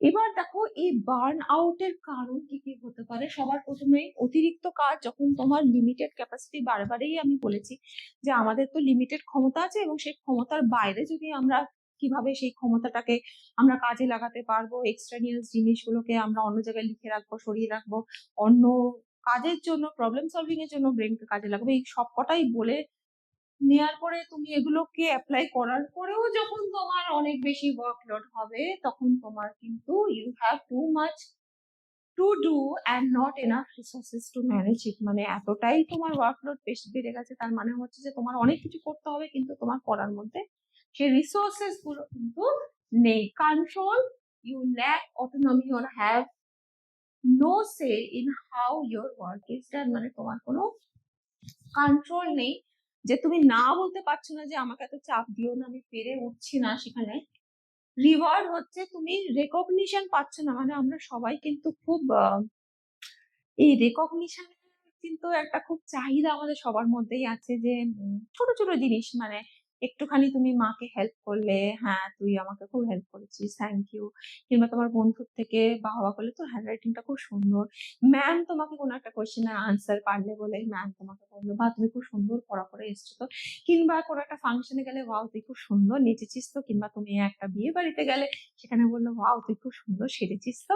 তো সবসময় কিন্তু আমরা এই রিওয়ার্ডটা খুঁজি, এবং যখন আমরা কোনো কাজের আমরা অনেক এফার্ট দিলাম কিন্তু কোনো রেকগনাইজেশন পেলাম না, তখন কিন্তু আমাদের একটা এরকম ফিলিং হয়। Community toxic work place dynamics, lack of support ও কনফ্লিক্ট। এই যে বললাম যে আগেও আমি একটা এক্সাম্পল বলেছি, যে তুমি কাজ করছো তোমার কর্মক্ষেত্র কিংবা তোমার স্কুলে তুমি পড়ছো, তোমার যদি স্কুলের আশেপাশে যারা আছে তারা যদি তোমার সঙ্গে একদম হেল্পফুল না হয়, এনভায়রনমেন্টটাই যদি এত খারাপ হয়, সেখানে কিন্তু তোমার এই সিমটমস গুলো হবেই। ফেয়ারনেস মানে হচ্ছে unfair treatment, favouritism or unfair promotion path. এইখানটা তোমাদের ক্ষেত্রে আমি বলতে পারি, ফর এক্সাম্পল মনে করো অনেক সময় অনেকের মনে হতে পারে যে টিচার ওকে সাপোর্ট করছে, ও তো সেরকম ভালো করেনি, ওকে এত ভালো মার্কস দিয়ে দিল, আমাকে কেন এরকম করে বায়াসনেস করছে আর কি, এরকম অনেকেরই একটু একটু হলেও মনে হতে পারে আর কি। তো উচিত কি অনুচিত আমি সেখানটা যাবো না, কিন্তু আমি এখানটা যাবো যে এখানটা কিন্তু খারাপ লাগা হবেই আর কি। অনেকের মন খারাপ হয়, অনেকে ম্যাম ম্যাম করে, অনেক ফেভারিটিজম পেয়ে যায়, অনেকে যারা ক্লাসের মধ্যেই অতটা রেসপন্স করে না, তারা হয়তো হার্ড ওয়ার্ক করলো, তাকে হয়তো হতেই পারে যে ম্যাম হয়তো প্রেস করলো না, তখন খারাপ লাগাটা খুবই স্বাভাবিক। ভ্যালিউজ, তোমার পার্সোনাল ভ্যালিউজ যখন কনফ্লিক্ট হচ্ছে, তোমার যে নীতিগুলো, মানে সবারই তো কিছু কিছু নীতি আছে, সেটা যখন বাধা সৃষ্টি পায়, তখন কিন্তু আমাদের সেই খারাপ লাগাটা, ওই নীতির বিরুদ্ধেও আমরা যেতে পারি না। কিংবা মনে করো এরকম একটা চাকরির সিচুয়েশনে, সেখানে আমাকে তার মতন করে কাজ করতে হচ্ছে, নাহলে আমার চাকরিটাই চলে যাবে, সেখানে আমার সারাক্ষণ ধরে নিজের সঙ্গে একটা যেন আমি লড়াই করে চলি। আচ্ছা, এখানে দেখো 12টা স্টেজে বার্ন আউটটা হচ্ছে। এটা না খুব চটজলদিতে সাডেনলি 1 5 নাইট ঘুম থেকে উঠেই যাওয়ার বার্ন আউট সিমটমস গুলো হলো, সেটা নয়। এটা খুব ধীরে ধীরে গ্র্যাজুয়াল স্টেপস এ প্রসেসে হয়। সবার প্রথমেই হচ্ছে the compulsion to prove your self, মানে হাই অ্যাম্বিশন। সবসময় আমার যদি অনেক হাই অ্যাম্বিশন, আমাকে সবসময় নিজেকে প্রমাণ করতে হচ্ছে, আমাকে এটাও করতে হবে ওটাও করতে হবে, এই একটা চাপ, pressure. Working harder, unable to switch off, মানে আমি সারাক্ষণ ধরে আমার অ্যাম্বিশনটাকে ফুলফিল করার জন্য আমি হার্ড ওয়ার্কিং করে যাচ্ছি, কোনো ব্রেক না নিয়ে। নেগলেক্টিং নিডস, মানে আমার যে বেসিক নিডস গুলো থাকে, মানে আমার খাওয়া, আমার ঘুম, একটুখানি ব্রেক নেওয়া, নিজেকে একটু রিল্যাক্স করা, এগুলোকে আমি যদি ডিপ্রাইভ করি, নেগলেক্ট করি। ডিসপ্লেসমেন্ট অফ কনফ্লিক্ট, মানে এখানেও হচ্ছে যে তুমি এতটাই স্ট্রেসড হয়ে যাচ্ছ, তখন তুমি অপরকে দোষারোপ করছো যে এর জন্য হলো, ওর জন্য হলো। এটার জন্য হতে পারে revision of values, work becomes the only thing that matters, hobbies vanish, মানে তোমার কাজটাকেই তুমি এতটাই প্রায়োরিটাইজ করছো যে তোমার যে শখ গুলো আছে, আমি একটু আগেই বললাম যে কাজ তো থাকবেই, all work and no play যদি থাকে, তখন কিন্তু তোমার একটা বোরডম কিংবা তোমার একটা স্ট্রেস লেভেল আসতেই পারে। এখানটাও তাই, তুমি তোমার হবির জন্য, তোমার শখের জন্য কোনো সময় না দিয়ে তুমি সারাক্ষণ ধরে কাজই করে যাচ্ছ। ডিনায়াল, এখানে তুমি intolerance, perceiving colleagues as stupidity as lazy, মানে হচ্ছে তুমি প্রচন্ড একটা সহন সহ্য ক্ষমতা আমি বলবো, সেইটার খুব ঘাটতি দেখা যাচ্ছে আর কি। সেখানে তুমি একে অপরকে দোষারোপ করছো, অন্যকে বলছো যে অন্যরা কোনো কমবেন না, সব কাজ তো আমাকেই করতে হচ্ছে। উইথড্রয়াল, এটা তোমার সোশ্যাল আইসোলেশনের ফলেও কিন্তু হয়। তুমি যখন সমাজের থেকে সমাজচ্যুত হয়ে যাচ্ছে, তুমি এতটাই কাজে ইনভলভ হচ্ছে, কিংবা অনেক সময় তুমি সমাজের থেকে আলাদা হয়ে গিয়ে নিজে যখন একাকিত্বই ভুগছো, লোনলিনেসে ভুগছো, তখন তুমি অনেক সাবস্টেন্সের ডিপেন্ডেন্ট হয়ে যাচ্ছে, অ্যালকোহল ডিপেন্ডেন্সি হয়ে যাচ্ছে। তার ফলে কিন্তু হয় behavioural changes, obvious change in behaviour, family becomes concern আর কি। তোমার যে এই সব সিচুয়েশনের জন্য তোমার অদ্ভুত একটা আচরণ তুমি তোমার তৈরি হচ্ছে, যার ফলে তুমি ডিসকানেক্টেড হয়ে যাচ্ছ তোমার পরিবারের সঙ্গে, তোমার ক্লোজ রিলেশনশিপ যারা আছে তাদের সঙ্গে। ডিপার্সোনালাইজেশন, তুমি তোমার নিজের চাহিদা, অনুভূতি সঙ্গে তুমি অ্যাটাচ হতে পারছো না, মানে you are just like a machine. Okay, inner emptiness, তোমার ভেতরে ফিলিং ইউজলেস অর অ্যাংশিয়াস, তোমার কোনো একটা মনে হচ্ছে যেন তুমি you are incapable of doing anything, এরকম একটা ফিলিং। ডিপ্রেশন অলরেডি আমি এক্সপ্লেন করেছি, যেখানে একটা হোপলেসনেস, আশাহীনতা, কিংবা তোমার একটা প্রচন্ড এক্সশন এবং burn out symptom. Finally total physical mental collapse requiring attention. Burn আউটটা তখনই হচ্ছে এবং তার ফলে কি হচ্ছে, তোমার পুরোপুরি তোমার শারীরিক ভাবে মানসিক ভাবে তুমি একদমই নিষ্ক্রিয় হয়ে যাচ্ছ, ইউ আর কোল্যাপসিং। এবং এরকম একটা সিচুয়েশনে কিন্তু ইউ নিড মেডিকেল অ্যাটেনশন। আচ্ছা, এবারে আমি কি করে সেখান থেকে নিজেকে তুলে ধরে রিকভার করব, নিজেকে বাঁচিয়ে এনে আবার ফিরে পাবো নিজেকে, সেখানে ছোট্ট করে মনে রাখার জন্য 3R অ্যাপ্রোচ। প্রথমেই হচ্ছে ফার্স্ট আরটা তুমি রেকগনাইজ করছো, চিহ্নিত করছো। Watch for the warning science in season negativity, মানে এই যে তুমি মানুষের থেকে আলাদা হয়ে যাচ্ছ, সেপারেটেড হয়ে যাচ্ছ, এটা হচ্ছে প্রথম সাইন। তখনই তোমার মনে করতে হবে, কারণ বারে বারেই আমি বলছি, যেহেতু সমাজের মধ্যে আমরা থাকি, আমরা কিন্তু একে অপরকে ছাড়া একা থাকতে পারবো না। সুখ, দুঃখ, বেদনা, কষ্ট, এগুলো কিন্তু ভাগ করানোর জন্য আমার কিন্তু মানুষ চাই। আমরা কিন্তু নিজের লোকেরা যারা আমাকে বোঝে তাদের কিন্তু চাই আমার আশেপাশে। Reverse undo the damage by managing stress and seeking support, মানে তুমি যে ড্যামেজটা তোমার হচ্ছে সেটাকে তুমি সাহায্য চেয়ে তুমি জিনিসটাকে ম্যানেজ করছো। আর রেজিলিয়েন্স, রেজিলিয়েন্স মানে কি বললাম, সহনশীলতা, যেখানটা তুমি নিজের স্ট্রেসটাকে ম্যানেজ করছো, মানে হেরে গেলেও তুমি আবার করে উঠে দাঁড়াচ্ছ, আরো শক্তিশালী হয়ে নিজেকে প্রমাণ করছো। এবং এখানে হতে পারে যে তুমি একটু প্রপার মানুষের সঙ্গে সুসম্পর্ক তৈরি করে, কিংবা তুমি নিজের যত্ন নিয়ে তুমি এভাবে নিজেকে তৈরি করছো। ডিসকানেক্ট আর একটা অ্যাপ্রোচ পয়েন্ট, যেখানে হচ্ছে true psychological detachment from work is necessary. হ্যাঁ, তুমি যদি প্রচন্ড ভাবে তোমার এই বার্ন আউট সিমটমস গুলোর মধ্যে যদি তুমি এফেক্টেড হয়ে যাও, তোমাকে কিন্তু ওই সুইচটা অফ করতে জানতে হবে। You have to learn when to say no and get disconnected from your load which you are facing। মানে এটা আমার পার্সোনাল একটা জীবন, আমি বাড়িতে ফিরে এসেছি, আমি এই লোডটা নেব না, আমি এই চাপটা নিতে পারছি না। এই যে ডিসকানেক্টিং yourself from the load, work load, সেখানে কিন্তু তোমাকে সেই ডিটাচমেন্টটা দেখাতে হবে। তাহলেই কিন্তু তুমি নিজেকে রিকভার করতে পারবে, সেই সিচুয়েশন থেকে নিজেকে প্রিভেন্ট করতে পারবে। এবার দেখো, কার্ডিয়াক ডিসফাংশন। কার্ডিয়াক, তোমার হৃদয়ের মধ্যে যদি কোনো ফাংশনাল প্রবলেম হয়, মেনলি দুটো টাইপ অফ প্রবলেম, এটাও স্ট্রেসের সঙ্গে রিলেটেড। একটা হচ্ছে পাম্পিং প্রবলেম, যেটাকে আমরা সিস্টোলিক ডিসফাংশন বলি। একটা হচ্ছে ফিলিং প্রবলেম, যেটাকে আমরা ডায়াস্টোলিক বলি। পাম্পিং প্রবলেম হচ্ছে তোমার হার্ট পাম্প করতে পারছে না, স্কুইজ করতে পারছে না। আর এটা হচ্ছে স্কুইজ করতে পারছে কিন্তু রক্তটা আবার ফিল্ড হতে প্রবলেম হচ্ছে। এবং এটাই কিন্তু যারা long term high blood pressure patient, তাদের কিন্তু এই ফিলিং প্রবলেমটাতেই তারা ম্যাক্সিমাম সাফার করে। আচ্ছা, এখানে দেখো কমন সিমটমস হতে পারে এই কার্ডিয়াক ডিসফাংশনে। শর্টনেস অফ ব্রেথ, আমি খুব চটজলদি হাঁপিয়ে যাচ্ছি, আমার ফ্যাটিগ হচ্ছে, ক্লান্তি অনুভূতি হচ্ছে, মানে অনেক রেস্ট নেওয়ার পরেও আবার আমি কাজ করতে আবার ক্লান্ত অনুভব করছি। এডিমা মানে হচ্ছে সোয়েলিং, তোমার এই অ্যাঙ্কেলসে, লেগসে, অ্যাবডোমেনে তোমার সোয়েলিং হচ্ছে। ইরেগুলার হার্টবিট হচ্ছে, যেখানে তোমার স্কিপিং বিটও হতে পারে। রিডিউস এক্সারসাইজ টলারেন্স, মানে তুমি একটুখানি সিঁড়ি চড়লেই, একটু হাঁটলেই তুমি প্রচন্ড ভাবে হাঁপিয়ে যাচ্ছ। তো এইসব সিমটমস গুলো কিন্তু খুব লক্ষ্য করা উচিত। আচ্ছা, কেন এই হার্টের প্রবলেমটা আমাদের হচ্ছে, কি কি কারণে হতে পারে? সবার প্রথমে হাই ব্লাড প্রেশারের জন্য, যেটাকে আমরা হাইপার টেনশন বলি, সেটার জন্য তো হবেই, তোমরা সবাই জানো এটা। করোনারি আর্টারি ডিজিজ আর কি, আমাদের অনেক সময় আর্টারিজ গুলো অনেক সরু হয়ে যায়, আমাদের মাসেলস অক্সিজেনের জন্য খুব ক্রেভ করে। হার্ট অ্যাটাক অবশ্যই তার জন্য এই প্রবলেমটা হবে। ভালভের ডিজিজ, যদি কোনো সরু ভালভ কিংবা লিক থাকে ভালভের মধ্যে, তাহলে আমাদের ব্লাড ফ্লোটা ক্ষতিগ্রস্ত হয়।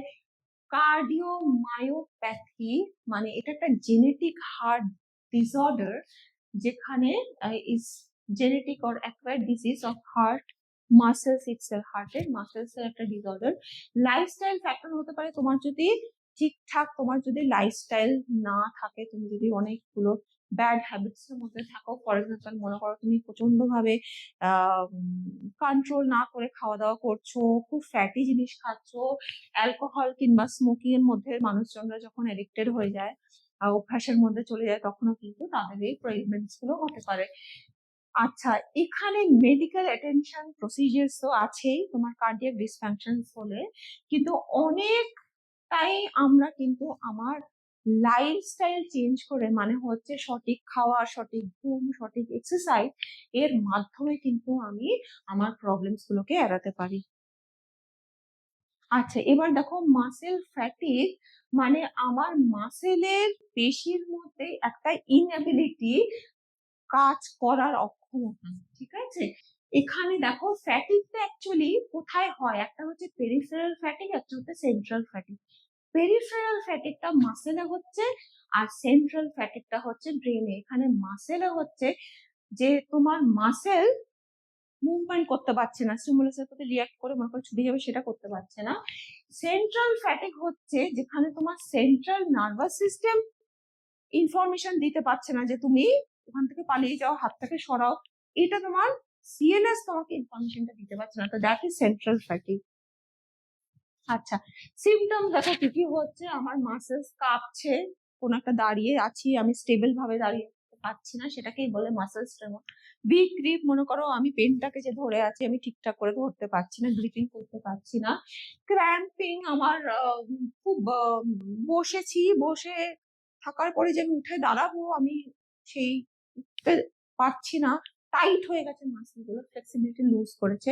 শর্টনেস অফ ব্রেথ, যেখানে যেন সবসময় মনে হচ্ছে তোমার মাসেলের অক্সিজেন চাই আর কি, ঠিক আছে।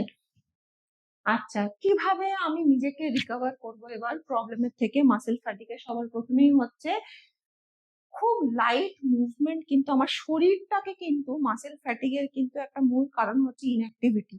সেই জন্য আমি কিন্তু নিজেকে সক্রিয় রাখবো, অল্প কিছু হলেও একটুখানি হাঁটো, ঠিক আছে। 10,000 স্টেপ, 10,000 স্টেপ আমি অনেক সময় বলি। আচ্ছা, হাইড্রেশন মানে আমি যথেষ্ট ভাবে সোডিয়াম, পটাশিয়াম, ম্যাগনেসিয়াম, যেটা খুব এসেনশিয়াল, এইভাবে নিজেকে এবং অনেক জলের পরিমাণ বাড়িয়ে, অনেক ওয়াটার ইনটেক করে আমি নিজেকে হাইড্রেটেড রাখবো। নিউট্রিশন অবশ্যই, eating carbohydrate and protein after exercise helps to refill the glycogen store. অনেক কঠোর পরিশ্রম করলাম, তারপরে যদি আমি ঠিকঠাক করে কার্বস খাই এবং প্রোটিন ইনটেক করি, তাহলে আমার গ্লাইকোজেনের স্টোরটা আবার রিফিল হবে। আচ্ছা, কন্ট্রাস্ট থেরাপি হচ্ছে, মনে করো আমি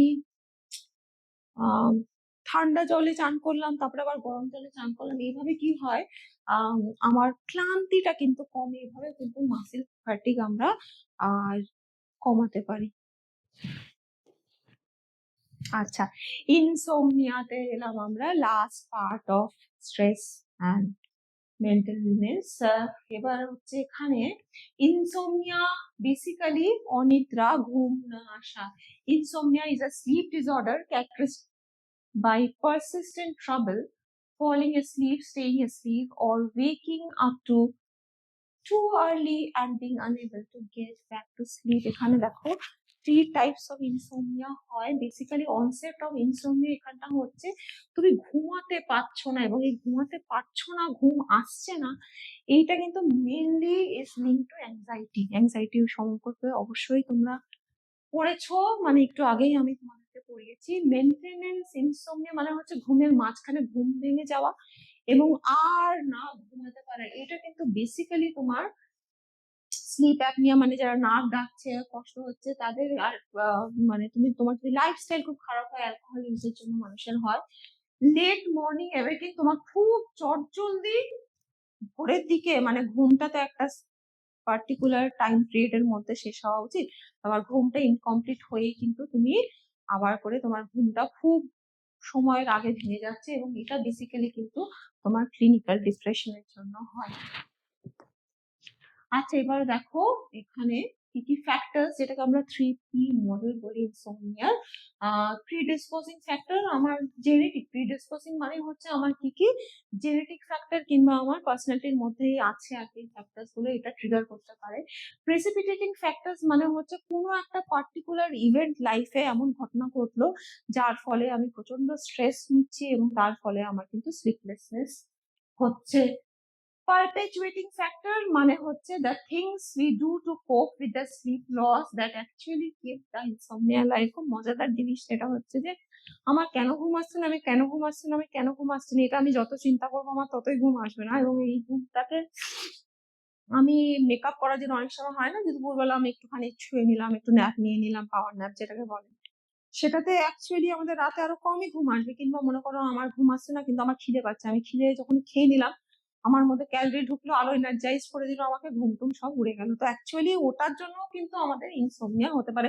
কিংবা যেটা এখন অনেক বেশি হচ্ছে সেটা হচ্ছে আমার ঘুম আসছে না, আমি একটু মোবাইল স্ক্রল করি। তোমরা অলরেডি জানো ব্লু লাইটস এর, মোবাইল রেজের কত ব্যাড এফেক্ট, ইল এফেক্ট আছে, এবং এটার জন্য সত্যি সত্যি আমাদের কিন্তু একটা বিশাল প্রবলেম হয়ে গেছে স্লিপ রিডিউস হওয়ার জন্য। আচ্ছা এবার দেখো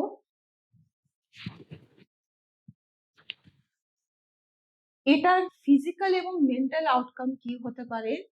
কগনিটিভ এফেক্ট এভাবে হতে পারে যে আমাদের ফোকাসটা নষ্ট হয়ে যেতে পারে। আমরা ঠিকঠাক করে ঘুম না হলে কি হয়, সারাদিন ধরে ক্লান্তি, এবং যা টিচার, তোমরা যদি রাত্রেবেলা অনেক রাত জেগে, যেটা সত্যি খুব বাস্তব, অনেকেই করো আর কি, মোবাইল দেখছো রাত জেগে, পরের দিন সকালবেলা উঠতে হচ্ছে, টিউশন যেতে হচ্ছে, স্কুলে আসতে হচ্ছে, ক্লাসের পড়া ফলো করতে পারছো না, তুমি ঝিমিয়ে পড়ছো, তাই তোমার টোটাল ফাংশনটা কিন্তু ইম্পেয়ার্ড হয়ে যাচ্ছে সারাদিনের জন্য।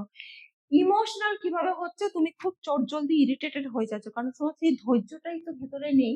আর স্ট্রেস হচ্ছে, মানে ঘুমটা না হলে তোমার কি হয়, তোমার hunger hormones often leading to weight gains, মানে তোমার হাঙ্গার যে হরমোনস গুলো আছে সেটা কিন্তু প্রচন্ড ভাবে ডিসরাপ্টেড হয়ে যায়। তুমি খুব বেশি মাত্রায় খাও, সুগার ক্রেভিংস তোমার খুব হয়, তার ফলে কিন্তু ওয়েট গেইনের সমস্যা হয়।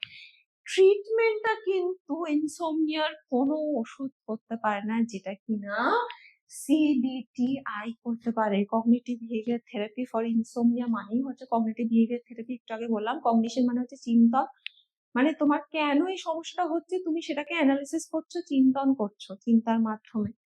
এবং এখানটায় যদি তুমি চিন্তা করো যে আমি অ্যাকচুয়ালি কি কি করছি, কিংবা কি কি চিন্তা করছি, কিংবা কি কারণে, অ্যাকচুয়াল কি ঘটনার জন্য আমার এই অনিদ্রা কিংবা ইনসোমনিয়া এই প্রবলেমটা সৃষ্টি হচ্ছে, যখনই তুমি সেটাকে অ্যানালিসিস করবে তুমি সেই প্রবলেম গুলো কিন্তু সলভ করার চেষ্টা করবে, এবং আলটিমেটলি সেটার মাধ্যমে কিন্তু তোমার ইনসোমনিয়াটা রিকভার হবে। তো this is a very effective technique, যেটা কোনো মেডিকেশন কিন্তু করতে পারে না।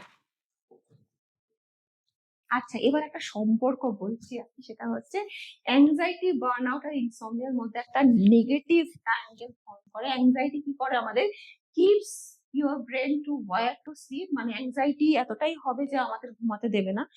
ঘুমাতে না পারলে আমাদের কি হচ্ছে, insomnia. Insomnia leaves you exhausted, lowering your resilience, মানে আমাদের সহনশীলতা আমাদের প্রচন্ড ভাবে টায়ার্ড করে দেয়, ফিউজ করে দেয়, এবং এই এক্সস্ট হয়ে যাওয়ার ফলে কি হচ্ছে, বার্ন আউট হচ্ছে। এবং বার্ন আউট কি হচ্ছে, develop because you can no longer recover from daily stress. আমরা আলটিমেটলি বার্ন আউট হচ্ছে কারণ কি, আমরা নিত্য নতুন যে স্ট্রেস গুলো তৈরি হচ্ছে, সিচুয়েশন ডিফারেন্ট অ্যারাইজ হচ্ছে স্ট্রেসফুল, সেটা থেকে আমরা নিজেকে কিন্তু রিকভার করতে পারছি না, এবং সেখান থেকে কিন্তু due to stress our anxiety হচ্ছে। তো it is forming a negative cycle, triangle basically.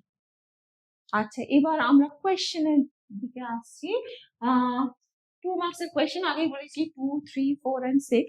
তো কয়েকটা 2 মার্কসের কোয়েশ্চেন এরকম আসতে পারে, what do mean by wellbeing, what is mental wellbeing, what is anxiety, what is meant by depression, what is cognition, what do mean by emotion, what is hope, what do mean by stress.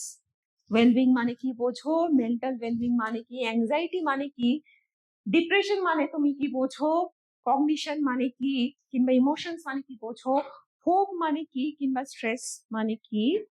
আচ্ছা 3 মার্কসের question দেখো, তোমাদের differences যেটা আমি বললাম, mental wellbeing আর mental হেলথের মধ্যে কি difference, different types of emotions, mention the different types of emotion, why do we have emotions, আমাদের কেন ইমোশনস গুলো হয়, what are the 3 pillars of hope, already আমি এক্সপ্লেন করেছি আমার ভিডিওতে। ক্ল্যারিটি অফ থিঙ্কিং মানে তুমি কি বোঝো, distinguish between meaning and purpose of life, খুব সুন্দর ভাবে এটা এক্সপ্লেনেশন করা আছে, দেখে নেবে যদি না এখন বুঝতে পারো। What are the three dimensions of burnout, বার্নআউটের থ্রি ডিমেনশনস কি? What are the three types of insomnia, তিনটে টাইপস অফ ইনসোমনিয়া বলো। 4 মার্কসের কোয়েশ্চেন, একটু ডিসক্রিপটিভলি ইলাবোরেটলি তোমরা লিখবে। ফর এক্সাম্পল এরকম কোয়েশ্চেন আসতে পারে তোমাদের, what are the primary functions of cognition, কগনিশনের কি মেইন ফাংশনস গুলো। why hope is important, কেন হোপ আমাদের এত important. what are the biological benefits if you have a purpose in your life, কি কি বায়োলজিক্যাল বেনিফিটস তোমাদের হতে পারে যদি তোমাদের লাইফে একটা উদ্দেশ্য থাকে। what do you understand by productivity, উৎপাদনশীলতা মানে কি কি বুঝছো, এবং what problems can arise due to depression, ডিপ্রেশনের জন্য তোমার কি কি প্রবলেমস হতে পারে। 6 মার্কসের কোয়েশ্চেন, আরো একটু ইলাবোরেটলি তোমাদেরকে লিখতে হবে, খুব ইলাবোরেটলি মানে ইতিহাস নয়, এটাও মনে করে রাখবে। ফর এক্সাম্পল এরকম কোয়েশ্চেন তোমাদের আসতে পারে, what do you understand by personal responsibility, discuss briefly on self care, self care সম্পর্কে কি বোঝো একটু ডিসকাস করবে। How can you build positive relationship with others, কিভাবে তুমি পজিটিভ সম্পর্ক তৈরি করবে। What happens during muscle fatigue, কি কি অ্যাকচুয়ালি হয় মাসেল ফ্যাটিকের সময়। আর what causes heart to malfunction, হার্টের যে malfunction, যে প্রবলেমস গুলো হার্টে হয়, আমাদের হৃদয়ে হয়, সেটার কারণ কি কি।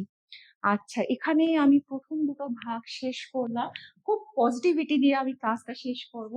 সোক্রেটস তোমরা সবাই জানো, সে বলেছিলেন an unexamined life is not worth living, মানে হচ্ছে আমাদের এই জীবনটা ঘাত প্রতিঘাত সাফল্য ব্যর্থতা সবার মধ্যে দিয়ে তো আমাদের যেতে হবে, এবং হেরে যাওয়া মানে কিন্তু থেমে যাওয়া নয়, এর মধ্যে দিয়ে কিন্তু আমাদের শিখতে হবে। এবং এই পজিটিভিটি নিয়েই কিন্তু তোমরা এগিয়ে যেও, খুব ভালো করে পড়াশোনা করো, খুব ভালো করে পরীক্ষা দিও। পরের ক্লাসে আমি আরো দুটো ইউনিট নেব, শেষ দুটো ইউনিট মেন্টাল ওয়েলবিং এর, সেটা নিয়ে বলবো। এখনকার মতন এখানেই শেষ করছি, টাটা।